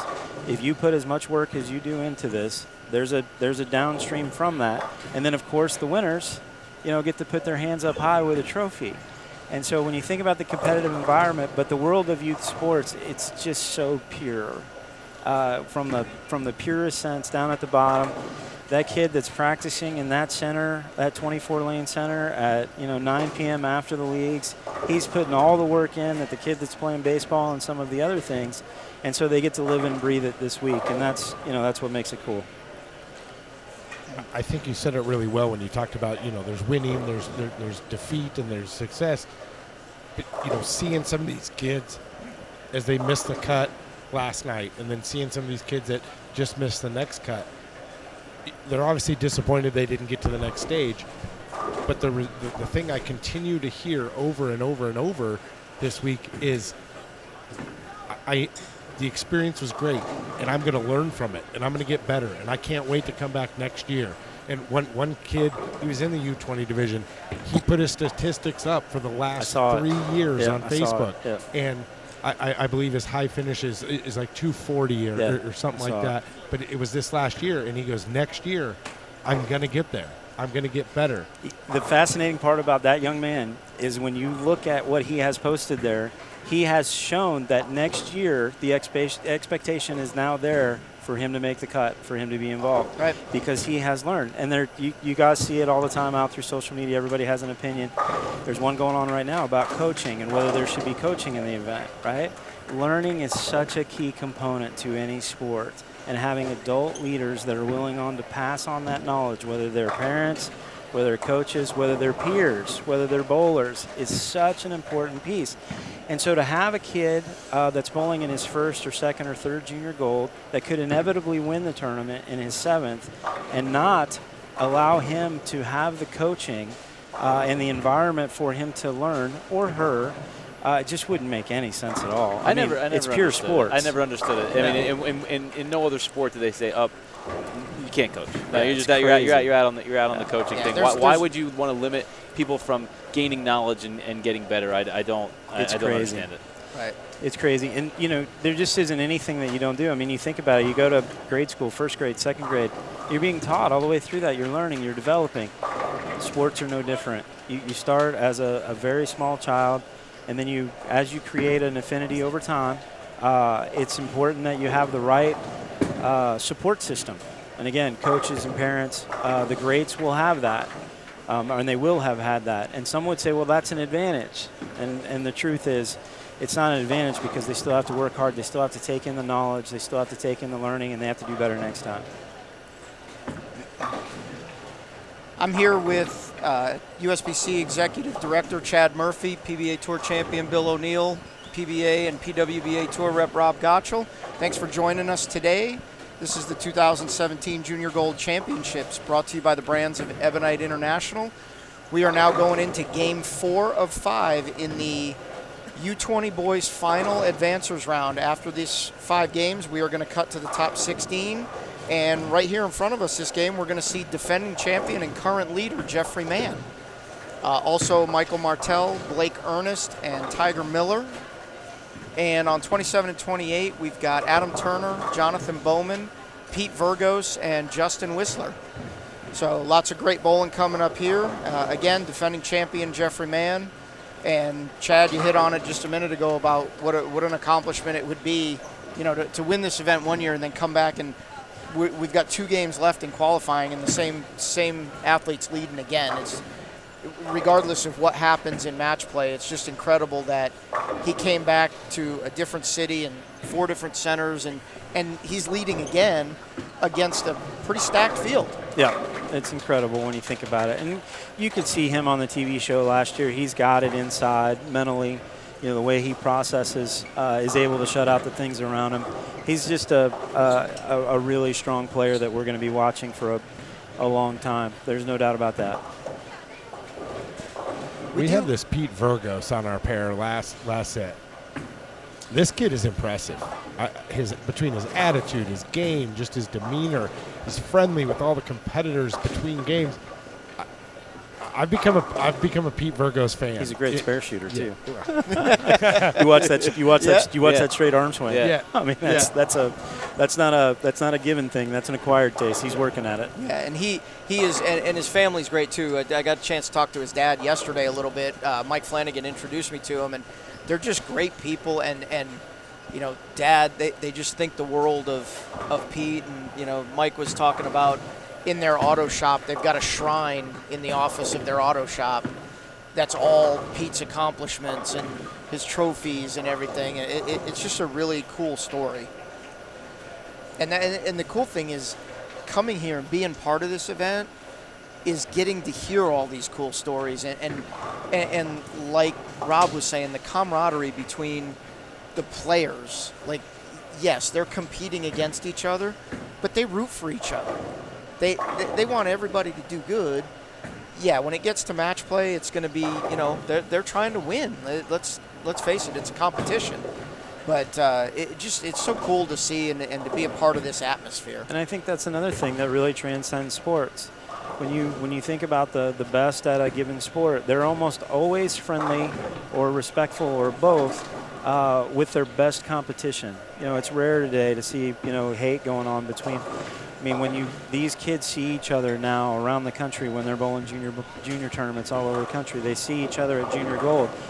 This is a competition, and we do crown national champions in these 6 divisions at this event. But it's also a huge social exercise where these kids are getting to meet each other, from different cities and different areas and different regions of the country. And I think that's another thing. Wesley Lowe is a great example. He's a wonderful human being. I get to talk to his parents every year, and it's something that, when I walked in today and gave his mom a hug, those are just things, because the same things that are happening out here on the lanes and the respect and the friendship, it's going back here with the parents too, and so it transcends. And I think that's one of the great things about sports. It really brings people together. getting some great insight from USBC Executive Director Chad Murphy. And I don't know, we're having a little delay here on 25 and 26, waiting for some of the players to get over here. I'm not real sure what's going on here, but looks like maybe one of the pairs over here just finished up, so they should be over here in just a minute. Yeah, it looks like 31 and 32 is just a little behind, and they're waiting for him to get moved over here. All right. Looks like we're going to get started here. Jeffrey's getting up. Dave, I want to hear Billy answer that question about his. Yeah. Okay. So we had a question last game, and I said I was going to hold it off to this game, and Chad wants to hear the answer. So the question was for Bill O'Neill. What is your best moment on the PBA Tour?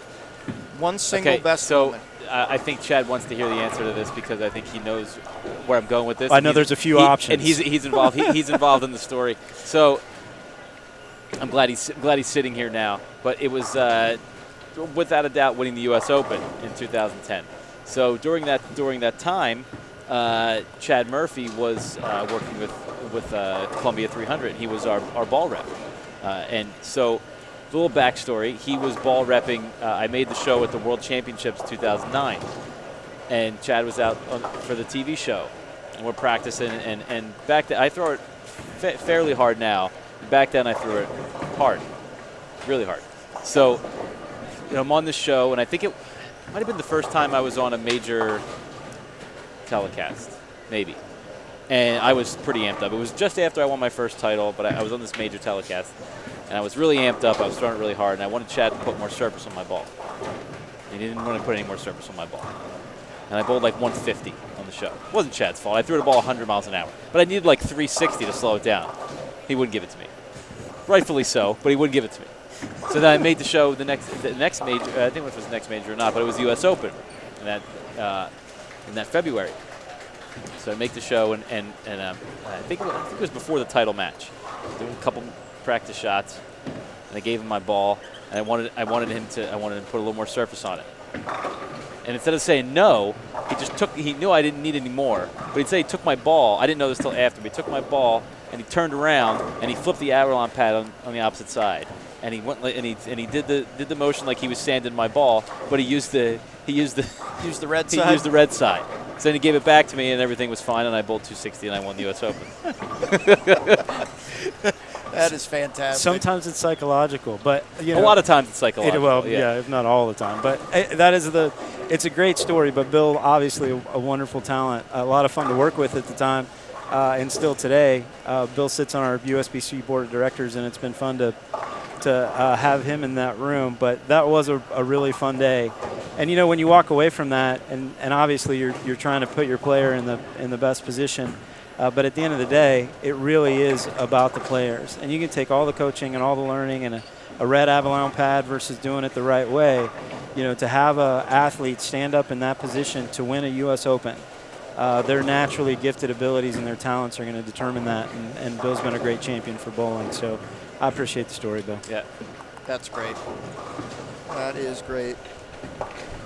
Once again, I'm here in the booth with USBC Executive Director Chad Murphy, PBA Tour champion and former Team USA member Bill O'Neill, and PBA, PWBA Tour rep and former Team USA member Rob Gottschall from Ebonite International.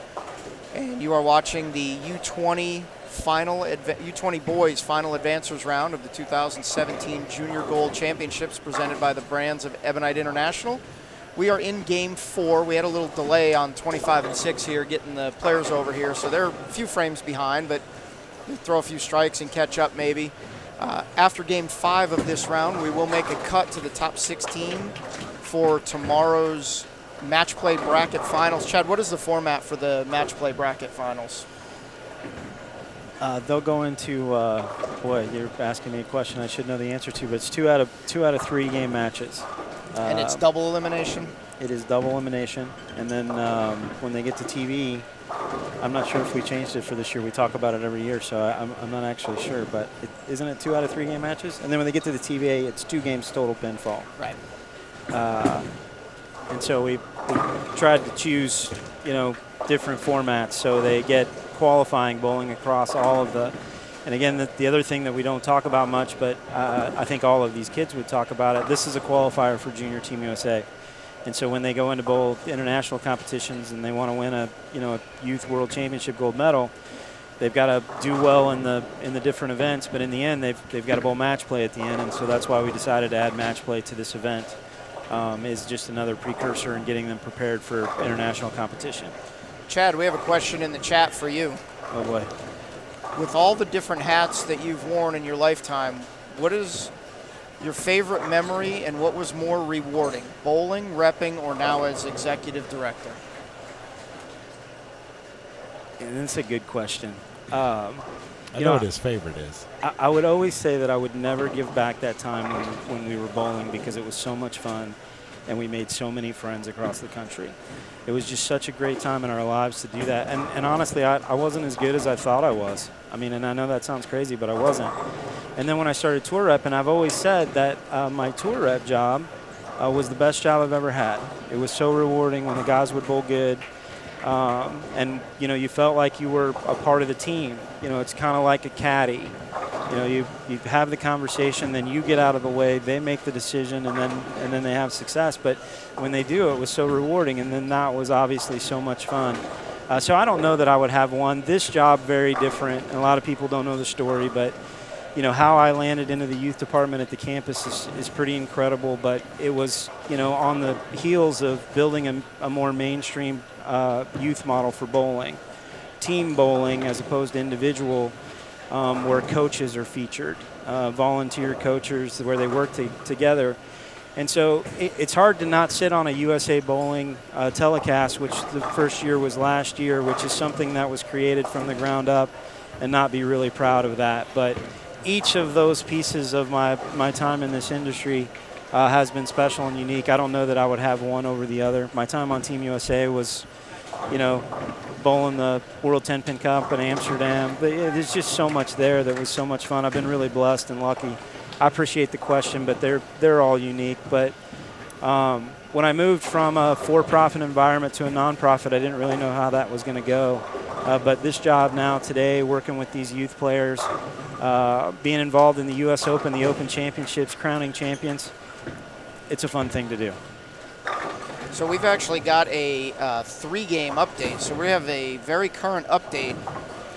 And the cut score of 16th place right now is -6. And that is Caleb House has moved into 16th with -6. Jeffrey Mann's still leading. He's got about 115 pin lead over Michael Martell. David Hooper, Pete Virgos, Wesley Lowe now in 5th, Cortez Schenk in 6th. Jake Farley 7th, Christopher Udow 8th, Justin Whistler 9th, and Brian Halen rounds out your top 10 at the moment. Again, Caleb House in 16th. Dean Vargo is just 3 pins behind in 17th, and Brent Boho about 20 pins behind in 18th. So 2 games to go, and Jeffrey Mann leading he's averaging 210, so he's plus 245 at the moment and leading. And this is obviously the point of any marathon where you have just spent this whole week of doing nothing but bowling and thinking about your shot making, and it really is the time where they have to bear down. Every shot all week means something, but these next 20 to 30 minutes are going to decide whether they get to take the next step. And so the intensity ratchets up. There's more emotion involved in it. They have to control that, just like any level of sporting competition, and it certainly will, there'll be things to be learned out of it that they'll take on, but this is kind of where it all happens now. We just saw a great shot there by Michael Martell with the messenger. Get him a strike. Jeffrey Mann started with spare doubles so far, and Pete Virgos, who's tied for 4th and 5th with Wesley Lowe right now, has a 4-bagger over here. He's got strike spare the first 2 frames. Okay. Strike spare 4-bagger. So he's got max score of 280. Max score of 280. Chad would have loved that conversation earlier we had. He wanted to know some of my, I don't know if it was a question we got in the chat. Pet peeves. Yeah, one of my biggest bowling pet peeves. And I listed a couple, and then he said something, and I went, oh, that's another one. When people say pacing, it bothers me because they've made up their own idea of what pacing is. Like, in baseball, it's always the same joke every year. Guy hits 2 home runs on opening night. he's pacing 324 home runs, right? He's not pacing to hit 2, then 0, then 2, then 0, then 2, then 0, like it is in bowling, where we're always just assuming everybody's going to strike spare the rest of the game. Yeah. It is one of the oddities that was created to make it a little more understandable on TV, but at the same time, there is some the expectation game that's there is somewhat unfair. Yeah. Because the guys do that on the tour, and I said, well, these are the best bowlers in the whole world. We're assuming that they're not going to finish the game with a double at some point. Right. And I'm not going to do that. Well, I have not made that mistake again. No, you haven't. He's come with max score every time. That's funny. Yeah, saw a pretty good shot by Jeffrey Mann there, a little high for a 4-pin. And unfortunately, Pete Virgos opened in the last frame after his 4-bagger. Still having a fairly good game. I can see just a little further down, a couple pairs down, Wesley Lowe and Christopher Yadao both have 3-baggers at least in the 4th, 5th, and 6th frames. I can't see what they have the rest of the game, but both bowling pretty good games. And Billy, Dave, even Rob, this is a good question for you guys. So when you think about what's going on right now, they're getting down to the nitty-gritty and the shot making, but the scoring pace, through this entire event, 199.76 or 74 -4 is the cut. And so you guys have done this 100 times. You look up there, you're averaging 216 for the week. You're getting down to that last game before the show. How do you marry that together? Because technically, if you shoot your average that you've been shooting all week, you should reasonably have a chance, but usually the performance goes up, right? And so how do you handle that, and what's the expectation? You just get back into one shot at a time, or is it obviously you're trying to shoot a big game? Yeah, you have to take it one shot at a time, but also, like we were talking about earlier, about knowing the scoring pace and knowing your environment, what's around you. If you're fighting a ball change maybe, or you're gonna make a big move on the lane, and you see the guy that you're chasing is stringing strikes. Yeah, you better make that move. You better do something. So you may not make that gamble and with 7 games to go, because you don't have to yet. But with only 1 game to go and a handful of frames, if you need to make a move to catch a guy who's found something, then you better gamble and give it a go. And that's why I love the word that you use there, is gamble, right? It's there's a faux pas for that, but it's so true. And I always think that's where the great ones, right? They're willing to assess the risk, and then process the data, and then figure out whether a change has to be made, which will be an educated gamble, right, of changing that ball at the time or that move to figure out whether it's the right thing to do, and you won't know until you pick it up and do it. I watched Chris Barnes at the Masters one year. I think he was bowling, I think it was the last match he was bowling, it might have been Walter Ray, he was bowling for the lead for the show. And he was getting beat, and then the 3rd game, he switched balls and he bowled 300. And someone said, hey, that's the first game he's thrown with that ball the entire week. And he'd bowled, the 15 games of qualifying, he'd bowled, however many, 5 matches, whatever. So he bowled 30-some-odd games, 40 games or whatever to that point. And he changed balls in the last game to lead the Masters and bowled 300. Because he saw the ball, he believed in it. He just, sometimes it's just gut instinct when you do. Like, you're looking at a ball, and you just look at it and it feels right. So it breeds a little more confidence, and you pick it up and it works. I think the big thing is you have to trust the process. You talked about one shot at a time. And as a Sixers fan, I really am glad that you threw that in there, because that live every day like that.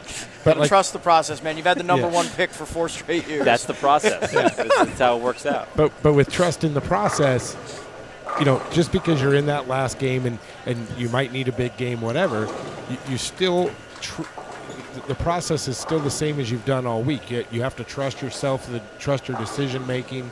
And just because you're in that moment, you don't do anything different. That's right. You still take the same risks you will take.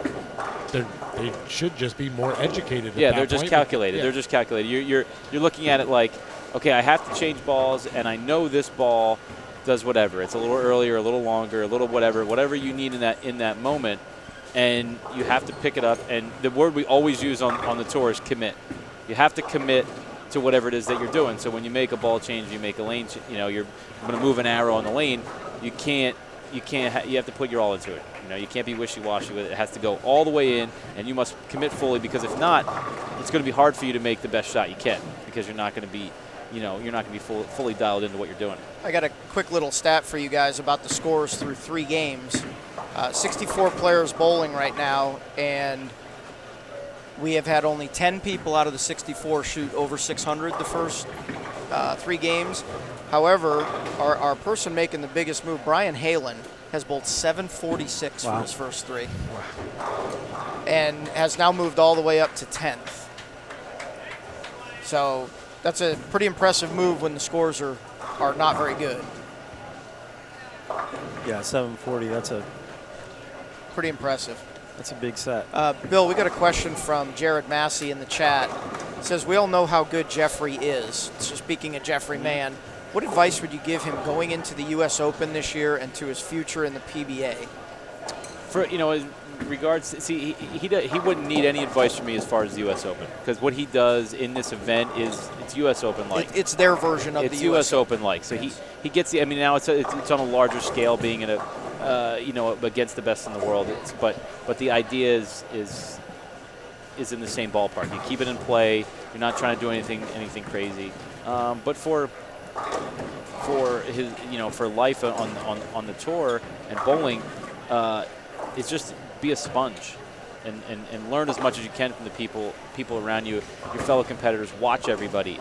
Watch what they do. Watch what makes certain people great, so you can understand how you yourself can get there.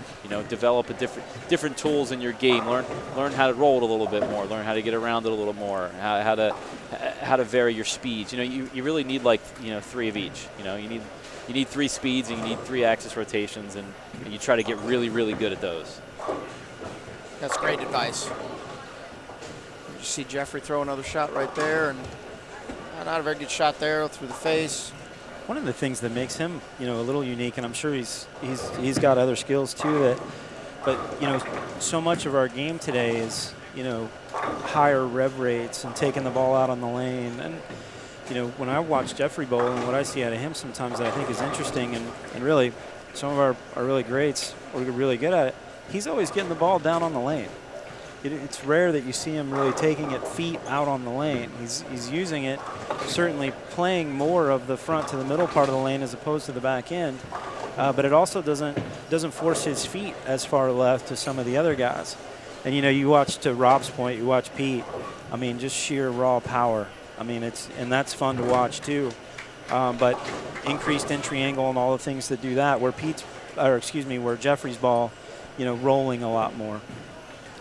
We're going to take it over. We got the mobile camera down on Brian Halen. We're going to take a look at him, and we just spoke about him having 746 through the first 3 games. So we're going to get a look at a couple shots from him right here, finishing up game 4.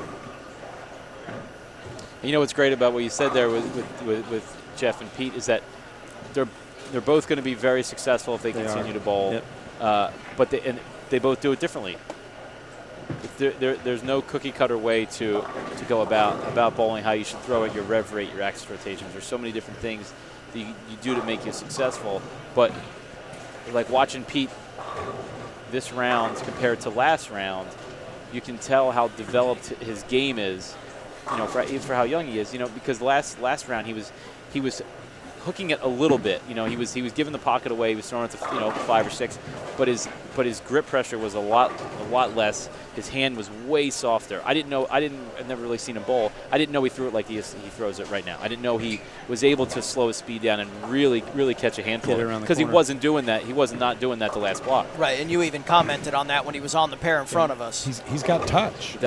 He's a power player with some touch, and you don't necessarily see that with a lot of the power players of today. And that's why, when I said I'm a fan, it went back to watching him bowl the first round and seeing him have that real soft, relaxed hand playing up the lane on the shorter pattern.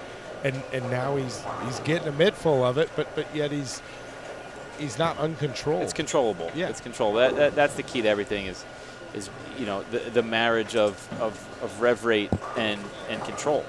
There's a lot of people out there who can put 500 RPMs on a ball, but it's not the be all end all. Pete did finish up with 224 this game. And Justin Whistler, who was in 9th place, is finishing up in the 170s. We're going to have to take a look at that. I do have somebody in the chat that says the scores are wrong. So we'll kind of take a look at that here, and hopefully they'll get that.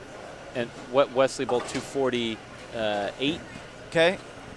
And who was it? Chris Yadao. Yeah, he bowled 233. Yeah. So some good. The guys up at the top are bowling good.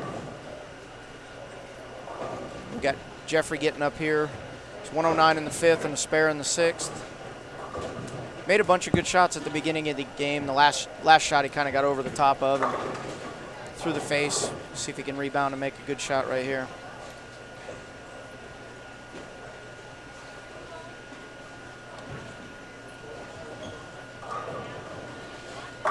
He liked that one. That was a great shot. So smooth, solid, and like you mentioned, Chad, he just gets the ball into the lane so smooth. Yeah, it's pretty incredible to watch. It's easy to be impressed, by the whole field, really. The top. Had somebody ask me yesterday, well, these kids are a portion of 7,000 kids that are junior gold members, which are a part of, a couple 100,000 kids across the country. I mean, when you think about that. But then when you watch Jeffrey throw a shot, or you watch when you watch these guys throw a shot, it's obvious why they're the best players. Right. I mean, they have some of the same tendencies, some of the same uniqueness of the games that you'll see at the top of the tour. And it's just, when is the best time to do this? When you guys are over there talking about the touch, I mean, it's incredible because you're going to need that. Some would say, well, you're going to need that at the next level, but the reality is they need it here too. Right. It's one of the things that yeah, makes this them. is they need, and we talked about it earlier in the broadcast, all the tools that are available to the kids now, for whether it's coaching or some of the coaching tools that have been developed and the knowledge that they can get from, say, an ITRC in the training center. Yep. They can get the knowledge from the coaches there. And they need that in this event now, not just on the tour. Well, and I would also say there's so many great coaches around the country now. I mean, Michael Martell, who's right in front of us, we watched him a few years ago, thought he had the U15 title locked up. I mean, it just looked like he was going to take it home. I think he lost in either the semis or the finals, and you could see how devastated he was. But he obviously had the support system and the coaching at home. He's a great player. He's going to be a great player. He's going to continue to be a great player. But also the way they handle themselves mentally. I mean, when you think about, how they react to, certainly the strikes are easy to react to, but how they handle a ring and 7 like Michael just did, those are just, coaching has come so far in the last 2 decades.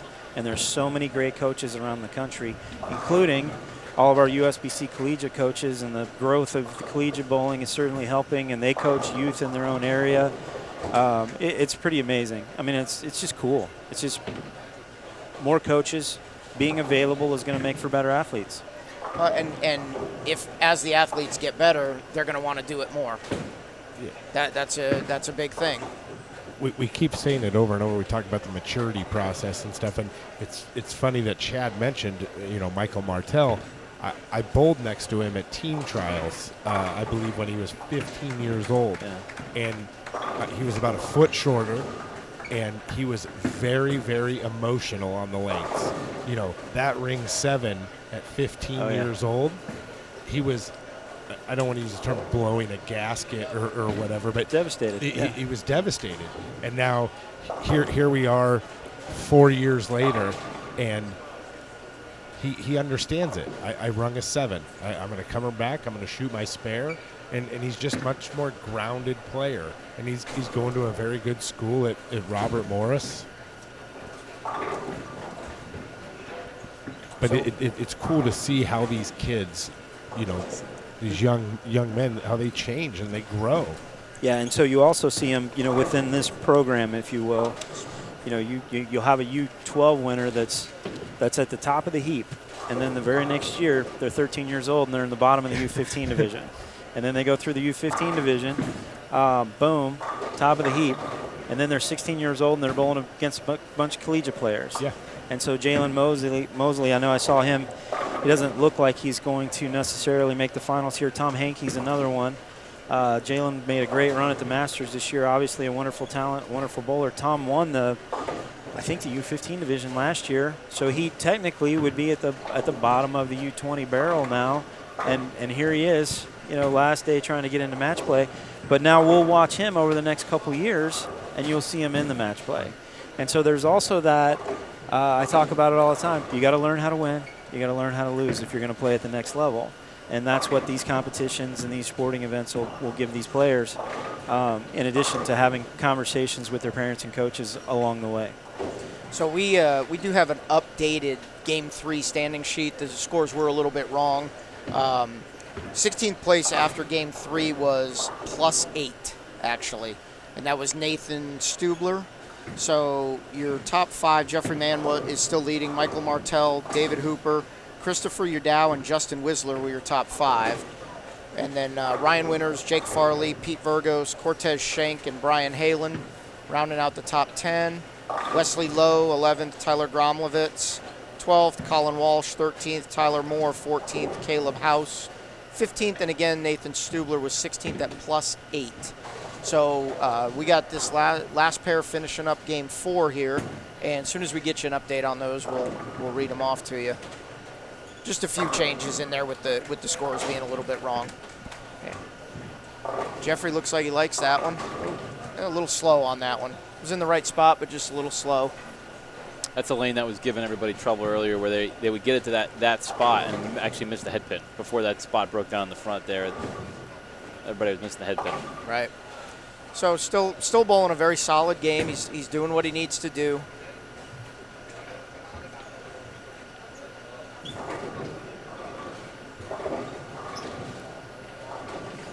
And we did talk, you said Christopher Udow bowled 230 something that game. Wesley Lowe had 240 that game. So again, the athletes up at the top are still bowling well.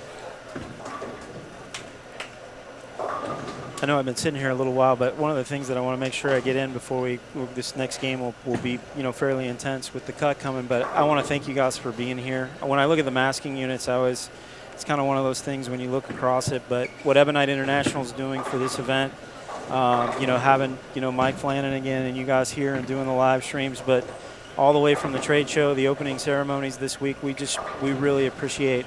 It's a better event because you're here. And I just want to make sure that you guys know how much we appreciate you being a part of this event and the experience that you're helping us build with the kids. So just a much appreciative shout out to Ebonite International for all you guys are doing. No, thank you, Chad. And we're glad to be here. And we're glad to be a part of it. And, we look forward to doing this for many years to come. You just look out at I think everybody can see it through the masking units, but just in my line of sight, EboniteBowling.com, obviously Hammer, Columbia 300 track, USBC right in front of us. There's just a lot of folks that are really involved in this event. Logo Infusion is another one. None of this happens, without our sponsors and the folks that really support the event. So again, we look forward to, building those relationships for the long term. On a lighter note, my favorite sponsor is Sixlets. Yeah. The free samples of Sixlets at the trade show were on point. I went through about 4 bags at the USA Bowling thing yesterday. So, and I was talking to their president earlier today. They're a great group. It's kind of unique how these sponsorships come about sometimes, but they'll be sitting on the USA Bowling National Championship show. Their product manager, their president.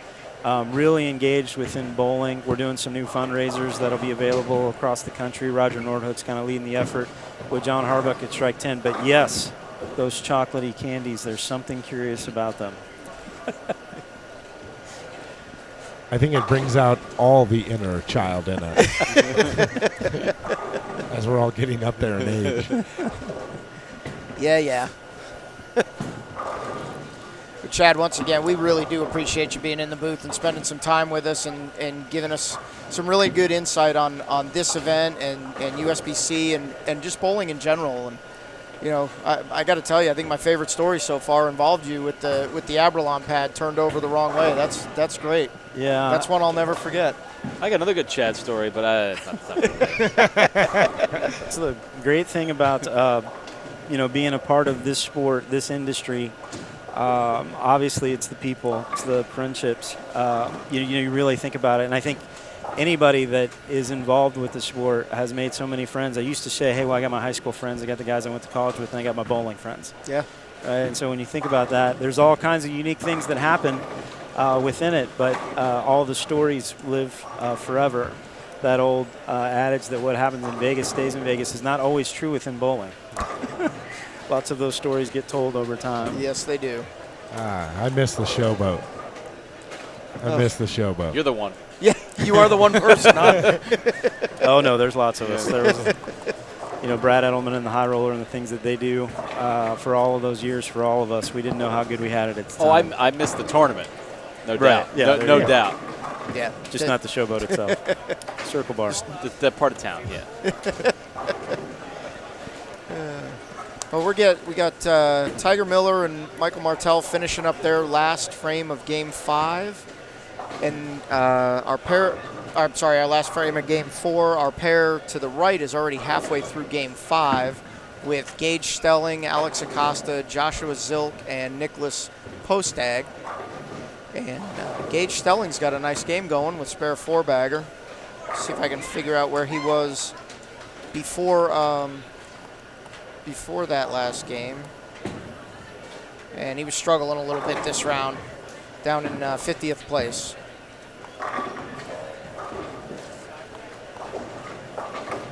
Got over to the left, our pair on 23 and 4, which is off camera. We've got Nathan Stubler and Brent Boho, who were both up there close to the cut and have both started Game 5 with a triple.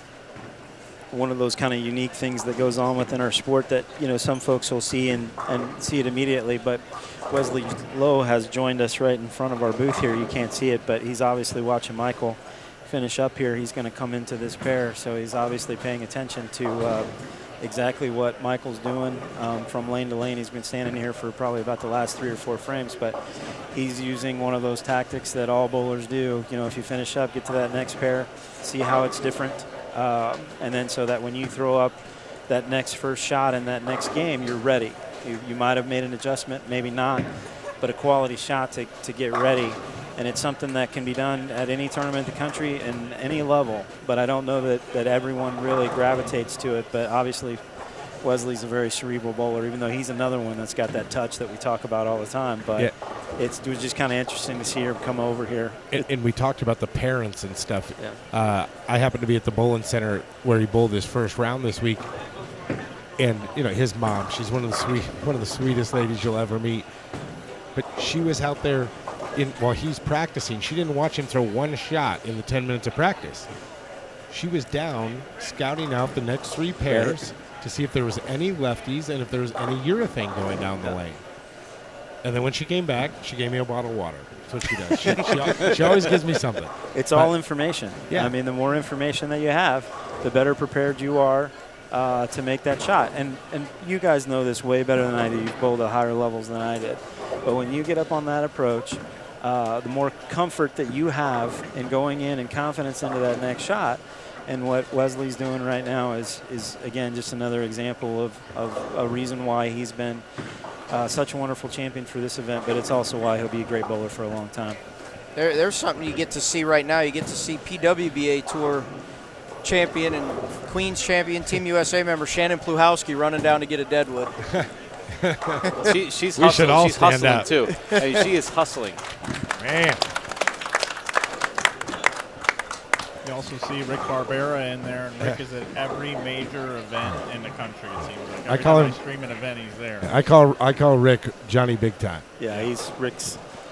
This event doesn't run without people like Rick. None of our events run without people like Rick, but more specifically, none of them run without Rick. He is our scoring guru, and at all levels. Obviously this one, but then a U.S. Open, Rick will be there too, helping us out with the scoring and the crosses and the computer program to get her done. And Michael Martell, 3-7 in the 10th. He's going to finish up with 210, 211, somewhere in that range. No harm done there. He's still in second. Yeah, keeping pace, right? So for Michael at this point, he's obviously still wanting pinfall, and I'm sure he'd love to lead the total pinfall as part of it, but also just kind of bowling for seeding now. Well, And I think there's some automatic spots on Junior Team USA after this qualifying stage. There are 2 spots that would automatically get the spot on the team. So the two high qualifiers. Top 2 pinfall before match play are seeded on to Team USA. Good point, Rob. So, and Michael Martell had a 22-pin lead over David Hooper and 25 pins over Christopher Yadao going into that game. Well, Christopher Yadao made up 20 pins on him that game. So that's going to be close and something for us to watch going into the last game. There's like a race within the race. Yeah. It's good. Yeah, and even though you didn't, but I had forgotten that was part of this. It's just another piece of intensity within this last, couple games. And they know it. Oh yeah, there's no doubt. They didn't forget that one. Yeah. Yeah. Well, that's honestly that's kind of what they're here to bowl for too. They're here. This is their national championship to bowl for a spot on that junior team. And when we started making adjustments to this and bringing in the younger groups, we did a bunch of surveying where we asked a lot of the players, why they were here, what they enjoyed about it. Big piece of data, if you will, and the number one reason why the top 25% of the bowlers were here almost exclusively was making that team. It was what they were here for, to the point where when we added U15 and U12, we added development teams because we felt like, well, why not go ahead and get them prepared as well? And so even though that they wouldn't necessarily make the big junior team, go ahead and start that affinity to make those teams at an earlier level. And so we added developmental teams to the lower divisions because really based on the feedback. Same survey to parents, interesting enough. And the Team USA piece was a big piece of its scholarships, where the scholarship money was obviously not a bigger piece because Team USA was still the height, but of that top 25% of our bowlers, it was Team USA, and then the parents was Team USA split between with the scholarship money. When the kids get onto the college campuses, the scholarship money will be more important to them. We got a couple pairs over off our live stream. Pete Burgos has another nice game going. And he did have 220. He was only about 50 pins behind second place too, and he bowled 220 last game, and he's got a really nice game going this game. So it's going to be really close for that second spot. Jeffrey's pretty much got a lock on the first spot. He's 130 up with a game to go. We're going to get a look here at Wesley Lowe, and we've got Christopher Yadao right here in front of us, who very well could be in second at the moment. I don't know exactly what the split was there and how many pins he won by. But did you say Wesley bowled 240 that game too? Wesley did bowl 248. So we got a lot of people close for that second spot now. And Pete Burgos just struck again. He's got at least a six-bagger now. I don't know what he's got in the first few frames, but he's at least got a six-bagger.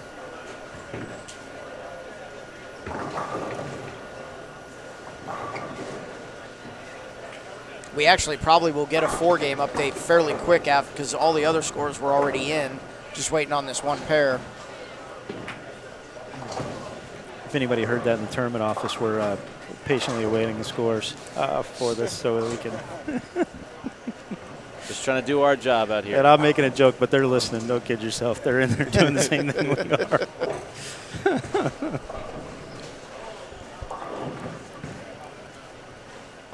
Good shot.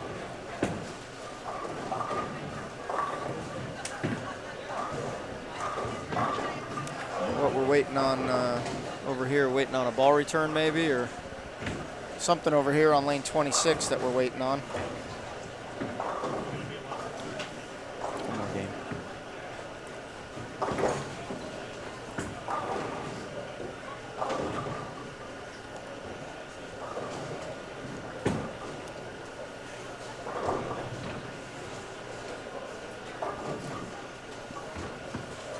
We're going to have 27 and 8's actually going to be finishing up their 5th game here. They're in the 10th frame, so we're going to have just one pair here in front of us that we're going to be watching through game 5. Once we get those game 4 scores, we can certainly keep track, fire up some of the scores here that are around us, Pete's score, and, right. And that way with Christopher finishing Pete up struck here. at first ball in the 10th there.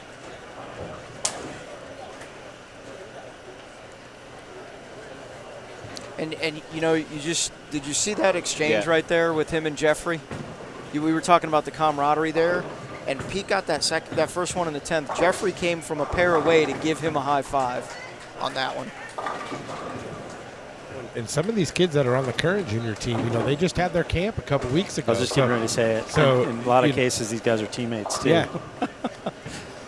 And with the rollover on the team too, you'll some of them will come off and on over a 3 or 4 year period, and so it is another one of those kind of unique fraternities. Pete split the second ball in the 10th, so he's going to bowl 229 to 230. 231 if he makes it. That's a big finish. Obviously, he didn't have a pretty poor start to that game because he had a 6 strikes from the right. Yeah.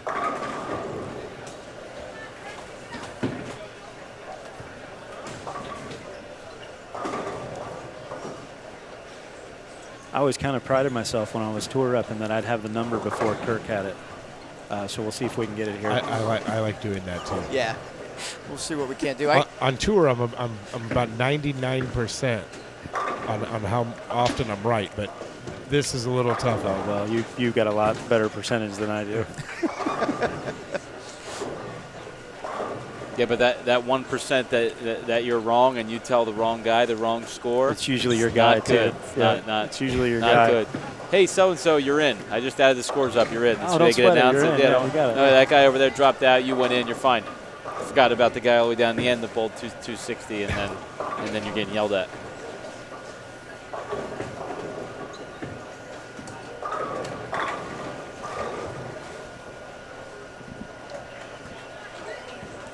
Another good shot by Wesley there. Starts his last game with a double. I like his intensity. Somebody who's as accomplished as he is. And I mean, I don't know how many times he's been on the junior team, but I know it's been, a bunch, and success in college and through all his youth ball, whatever he's done. He's done a million things, at 20 years old. And to still see that he's in here getting pumped for the last game is really cool. I'm gonna remember that statement by Bill for when Wesley goes out on tour after his college days and he throws his hands up in the air.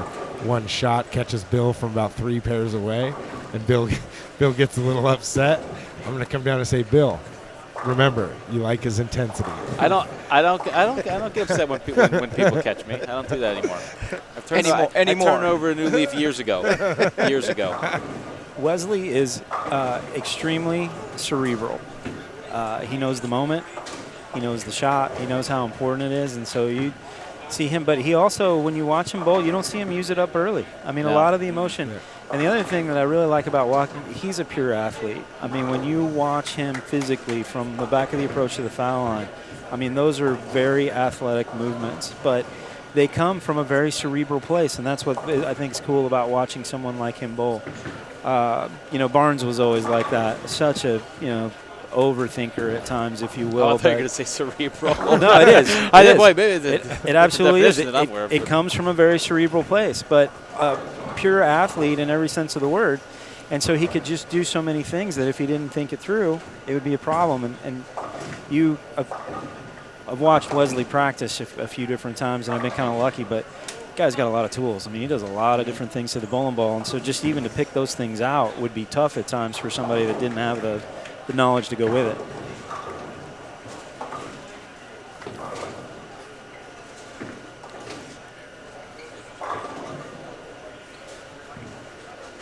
Mark Baker, I know you guys work with Mark, Bill, I know you do. He always talks about, and if you've read his book, he always talks about that spot at the bottom of the swing that all great players have. And you really can't be great unless you're in that spot at the bottom of the swing where it comes through the zone.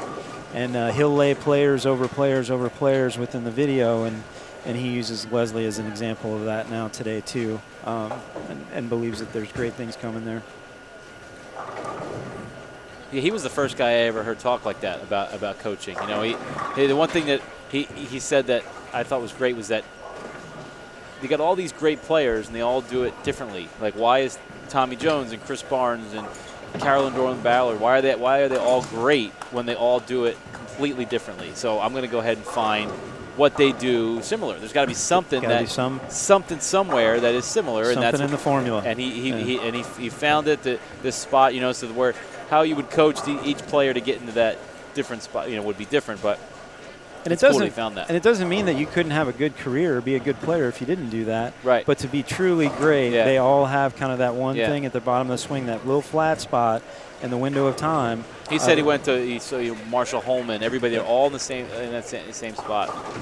I received a note here, and we're supposed to make an announcement that the U15 and U20 boys and girls match play will be delayed 1 hour this evening, and it'll start at 8:30 p.m. There'll be a players' meeting at 8 o'clock. So once again, the U15 and U20, both boys and girls match play, is going to be delayed 1 hour this evening till 8:30 p.m. Eastern time, and there will be a players' meeting at 8 o'clock. All right, thank you for that. 1 hour less of sleep that I'm getting tonight. Somebody's not thinking of me in there. Well, Bill, it's not all about you. It's about the kids, Bill. They got to be here too. Thursdays, Bill. Thursdays are about you. What's Today's Thursdays? Friday. I don't know. I just made it up. It was okay. yesterday. Today's Friday? Your day was yesterday. Today I don't it's know. I don't work. Thursday. I never know what day it is, so I'm not really sure. Yeah, and that's another example right there where I would tell you these guys that are running this event, Gary and Zach, and they're really connected to all these centers. We had a little bit of a scoring situation at two of the centers this morning. One where one of the advancers rounds taking place, and they got off to about a 45-minute delay. And so we had a call, pretty much right before I walked in here, and rather than try and beat it and have people racing across town, we just move it back an hour. It's probably not something we would have done a few years ago because we weren't really connected well enough to do that, but it's just one of those ways where these guys have really improved with the efficiencies of the operation.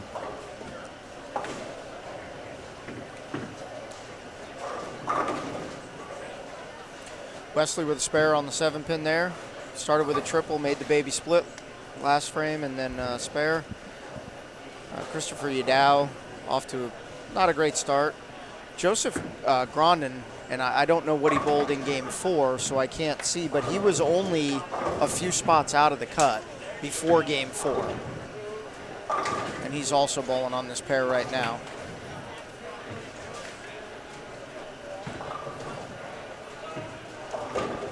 Wesley's not wasting any time. He just gets up there and goes.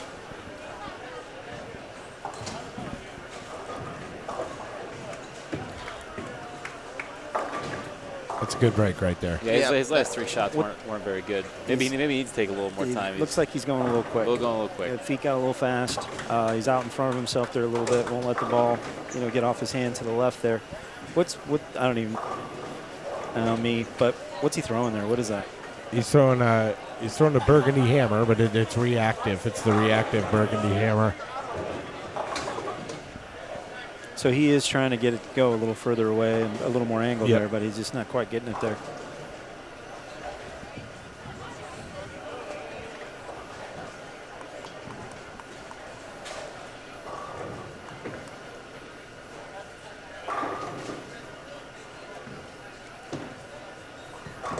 Christopher Yadao right in the mix for one of those automatic berths on junior team.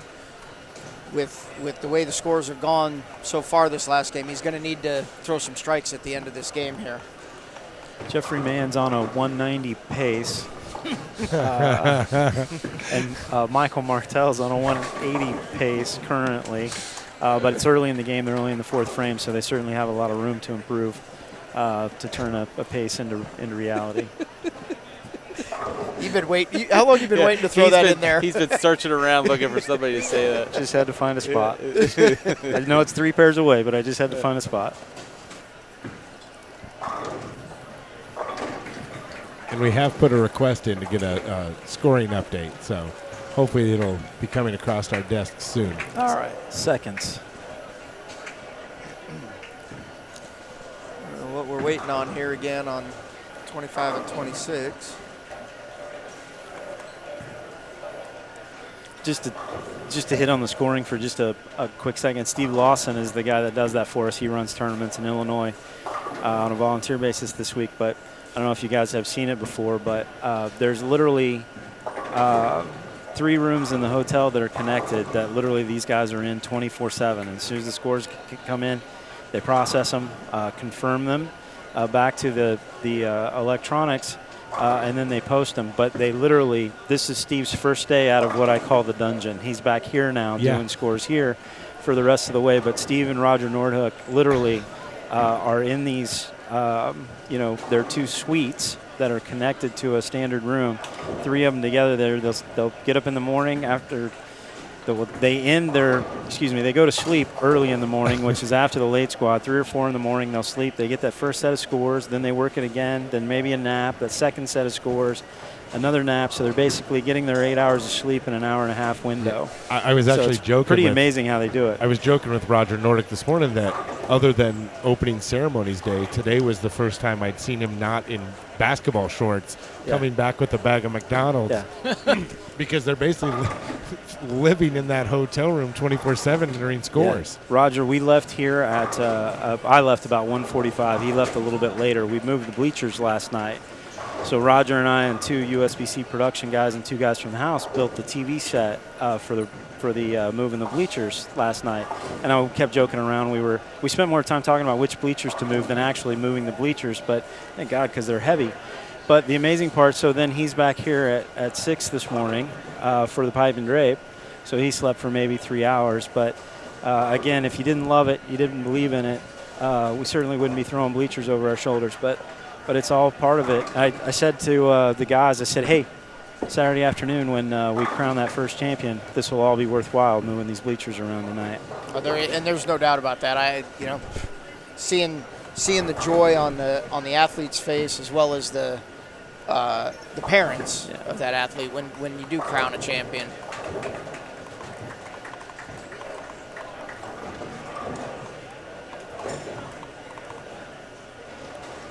Wesley up on the left lane. See, that was a little overcompensation for the last adjustment. And he's a little amped up. You can just see it. I mean, that emotion we were talking about early on is now almost gone too far. He's not calming himself and collecting himself for his shots. There's not a lot of guys that are able to do that. They're able to go, get that high and then come back down and go all the way back up like that. That's why you see so many people just they're trying to stay as even keel as possible. I mean, till it's all over. Yeah, Pete Weber's he's the only guy. I mean, really. He's an anomaly. That was the name that came to my mind. Yeah, because that's how he fuels himself, and everybody's obviously different, but he's the only guy that can do that. And I hate to go back to sports, but it's adrenaline, right? What level does your adrenaline pump to where you're at your peak performance? Some guys, it's very high. You got to get it all the way up there, and then you just live there. Other guys, it's 90%. And Wesley has certainly got outside of where he would normally like to be. But great shot right there by Christopher Yadow, showing a little emotion there. So you don't think these kids know they're close to that automatic berth? They absolutely know. And amazingly, this is the last pair that started, right? Because it was coming off of Jeffries, maybe Jeffries' pair at the same time. They're rolling into the 8th frame here. Jeffries pairs over in the 6th, and these guys are just now finishing up the 10th. So they've made up some ground here. They probably are moving a little, maybe a little too quick. Well, it's easier if you don't have to give any courtesy either, because there's nobody on the left or right of you. True. That's right again. First couple frames, he was a little bit slower, making the ball shape a little bit. He's posting the shot, too. He's trying to force it in there now.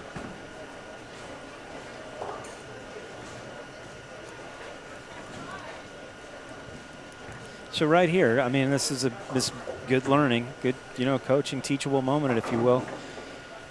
I mean, each one of you, anybody, but I mean, what do you do? Because you have to know after those 4 shots that something's wrong, right? And so he threw the other one out the window, 2 through the face, 1 out the window, the next one through the face. Obvious sitting to hear what's going on. So what are you telling yourself? I mean, what do you do? Hey, get my feet underneath me. Hey, let's slow it down a little bit. What would you be telling him right now if you were in his ear? Oh, I mean, if we were at a tour stop, first thing I do is you got to calm down. You just getting your feet under you is kind of along the same lines. It's make a good shot and just post a shot. He can be a little amped up, but if he focuses on that balance and stuff, he's gonna just make a better shot. everybody has their own trigger. You know, whatever that one thing is that gets them settled down. If you know, for me, it's like getting back into my pre-shot routine and taking deep breaths, and that's how it calms me down. I think that's the toughest part about being a ball rep is that everybody has a different thing that they like to hear. You know, maybe, you know, for me, you know, if Rob tells me a joke, you know, that might help me out. For, you know, but when he's with somebody else, like say a Mika Koivuniemen, he wouldn't want to joke, you know, so you have to kind of, you know, you got to feel that out, and it takes a lot of time. That's why their job is difficult. So I do have a 4-game score update here.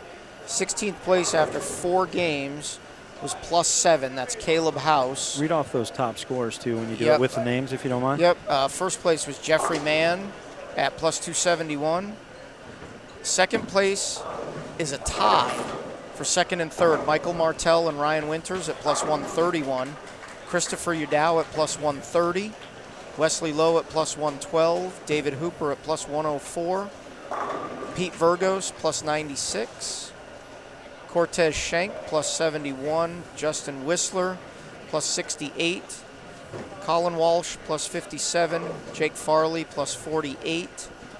Tyler Gromlovitz +37. Brian Halen +31. What place is Halen in? Brian Halen's in 13th Okay, at just so you know, +31. he bowled 233 the last game. All right. Pete's at +125, right? Because he bowled 229 and +96.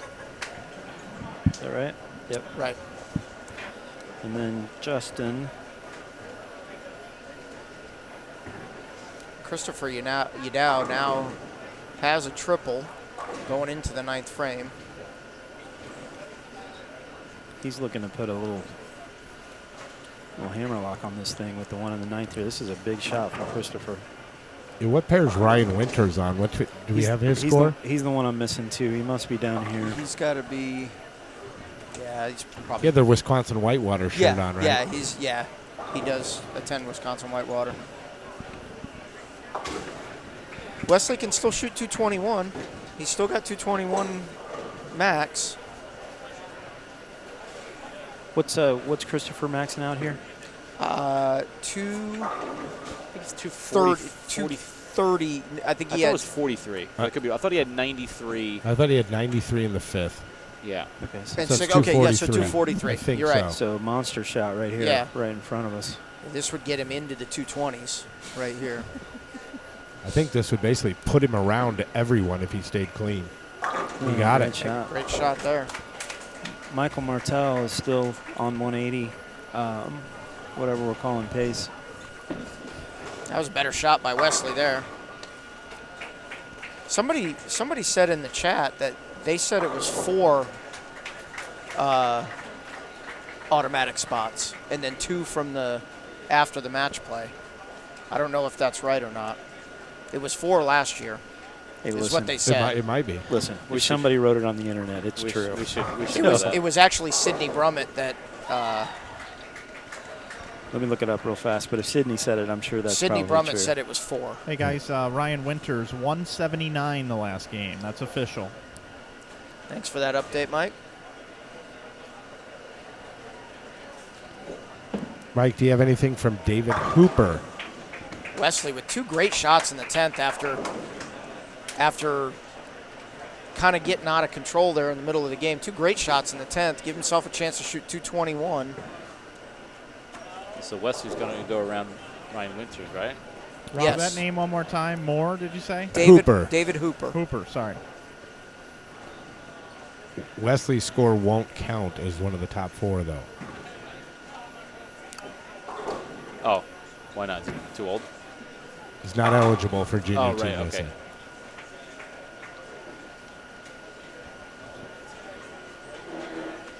Plus 133. He's actually the leader in the house. Pete at 129 of the scores I have. Jeffrey Mann on a triple now. Jeffrey's got 250 in the woods he's still this obviously game. gonna be So this is big a shot here for big Chris. shot for Chris Udow. Oh, boy. Wow. Oh, Swisher 8. Swisher 8. Well, 42, 222 would leave him at 152, right? Yes. So Spare would put him in the clubhouse as the new leader, waiting on Jeffrey Mann to finish.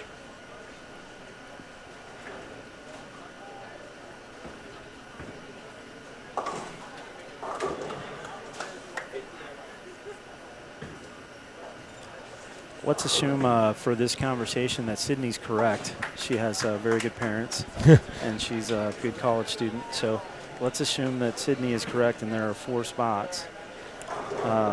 Jeffrey Mann's got one locked up. Yes, he does. And Christopher, I think, will now have one locked up, I believe he will now have one locked up. And then it's so Wesley, Pete. And Wesley's not eligible.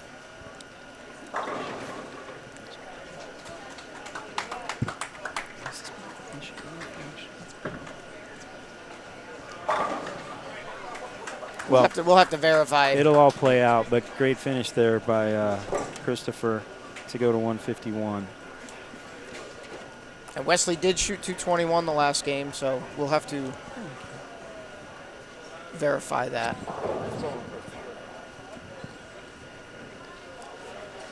Jeffrey Mann's got a 4-bagger, 250 left. Michael Martell still sparing away, so. No doubles. He's got an open and no doubles. Yeah, he's on 181. Who are we missing here? We got Martell and Mann right here. Hooper still the one we're missing. Yeah. Coach Flanagan getting that one for us somehow? He just walked by and said he's working on it. He's working on it. That score sheet isn't turned in, and I don't see his name anywhere. So maybe he's pacing the entire tournament. No, I wouldn't think so. Somebody in the chat just asked about Colin Walsh's last game. He's actually just finishing up down there. I can't quite see it, but he has not finished yet. It looks like 160 and change. He's bottom right.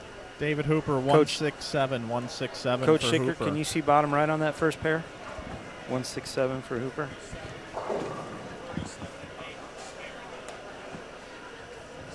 So 166 for Colin Walsh the last game. So Hooper's down to plus 71.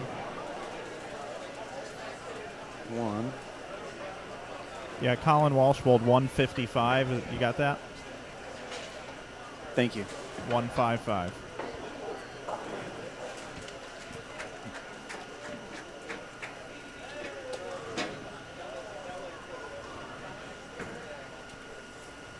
I'm not sure we're going to be able to get it because I don't know if we got 18, 19, 20. We're going to get Team USA spots. Right. We'll have the Team USA spots. The rest.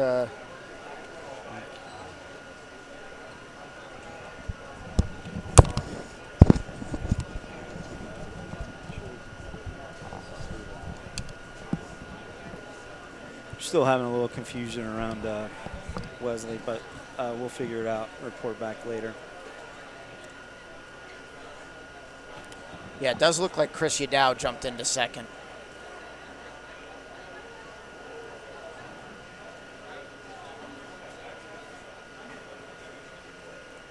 We might have to wait a little bit to get the cut score for 16th. Michael Martell, oh boy, Another super wash in the 8th. Really need that was in the 9th, actually. Oh, you're right. You're right. Needs a spare and a double for 180, which would keep him in the mix for the Team USA spot. But obviously a big spare here. 1, 3, 6, 7. So did Pete jump into the top 4 there? Is that is he in? It looks like he might have. Yeah. It's going to be. Obviously, Michael is not going to get to Pete there.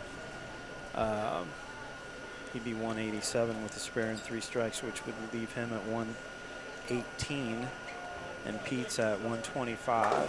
And he did not make that spare. So Jeffrey Mann, Christopher, then Wesley and Pete, I believe, would be your top 4. 5th place, knowing we're not completely sure what the situation is with Wesley.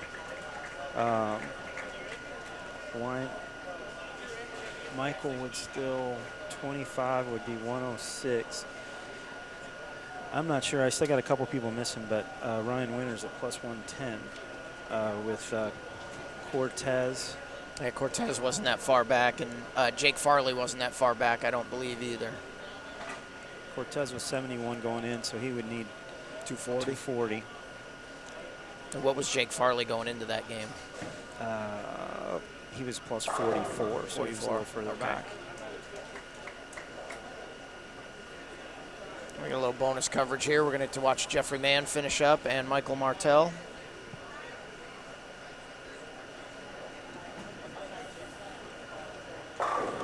Great shot there. Jeffrey going to finish in the 230s this game. And Phil ball away from 300 over in the, or that was it, I'm sorry, 236. He's going to finish at 307. It's pretty impressive run there. Can't speak to how impressive that is. He's taken this Junior Gold Championships just as seriously as the one a year ago. We're looking forward to seeing him at the U.S. Open, too. He earned a spot by winning this tournament last year. Yeah, and he's excited about going. I do know that.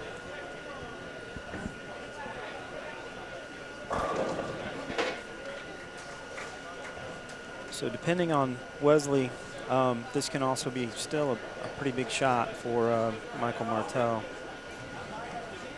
And they are still bowling for seeding, too, which is still important.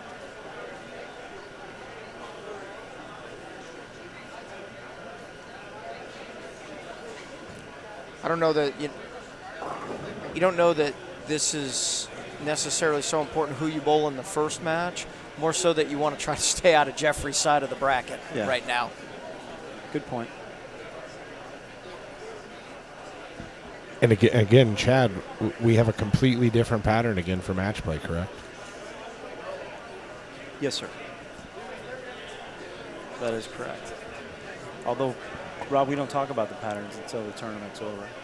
No, I'm not asking for specifics. I'm just giving you a hard time. Just saying that it's a new round and another pattern. And then the match play pattern is also the TV pattern. So they'll bowl the rest of the way on that pattern starting tomorrow morning.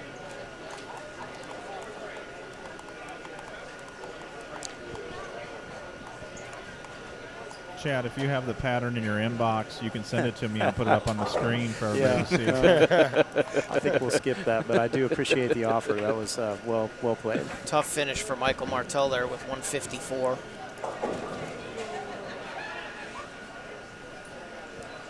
He's going to finish at plus 85, more than enough to finish in the top 16, but obviously out of the race for Team USA. He'll have to get in through the match play. That completes us. That is our final shot of the final advancers round in the U20 boys division here at the 2017 Junior Gold Championships presented by the brands of Ebonite International. Chad Murphy, Executive Director of USBC, thanks for joining us today for the last three games. PBA Tour Champion Bill O'Neill, PBA, PWBA Tour Rep Rob Gottschall, thank you for joining us. And we'll be back later on with some match play. Really looking forward to calling the match play. That's going to be a lot of fun. For sure.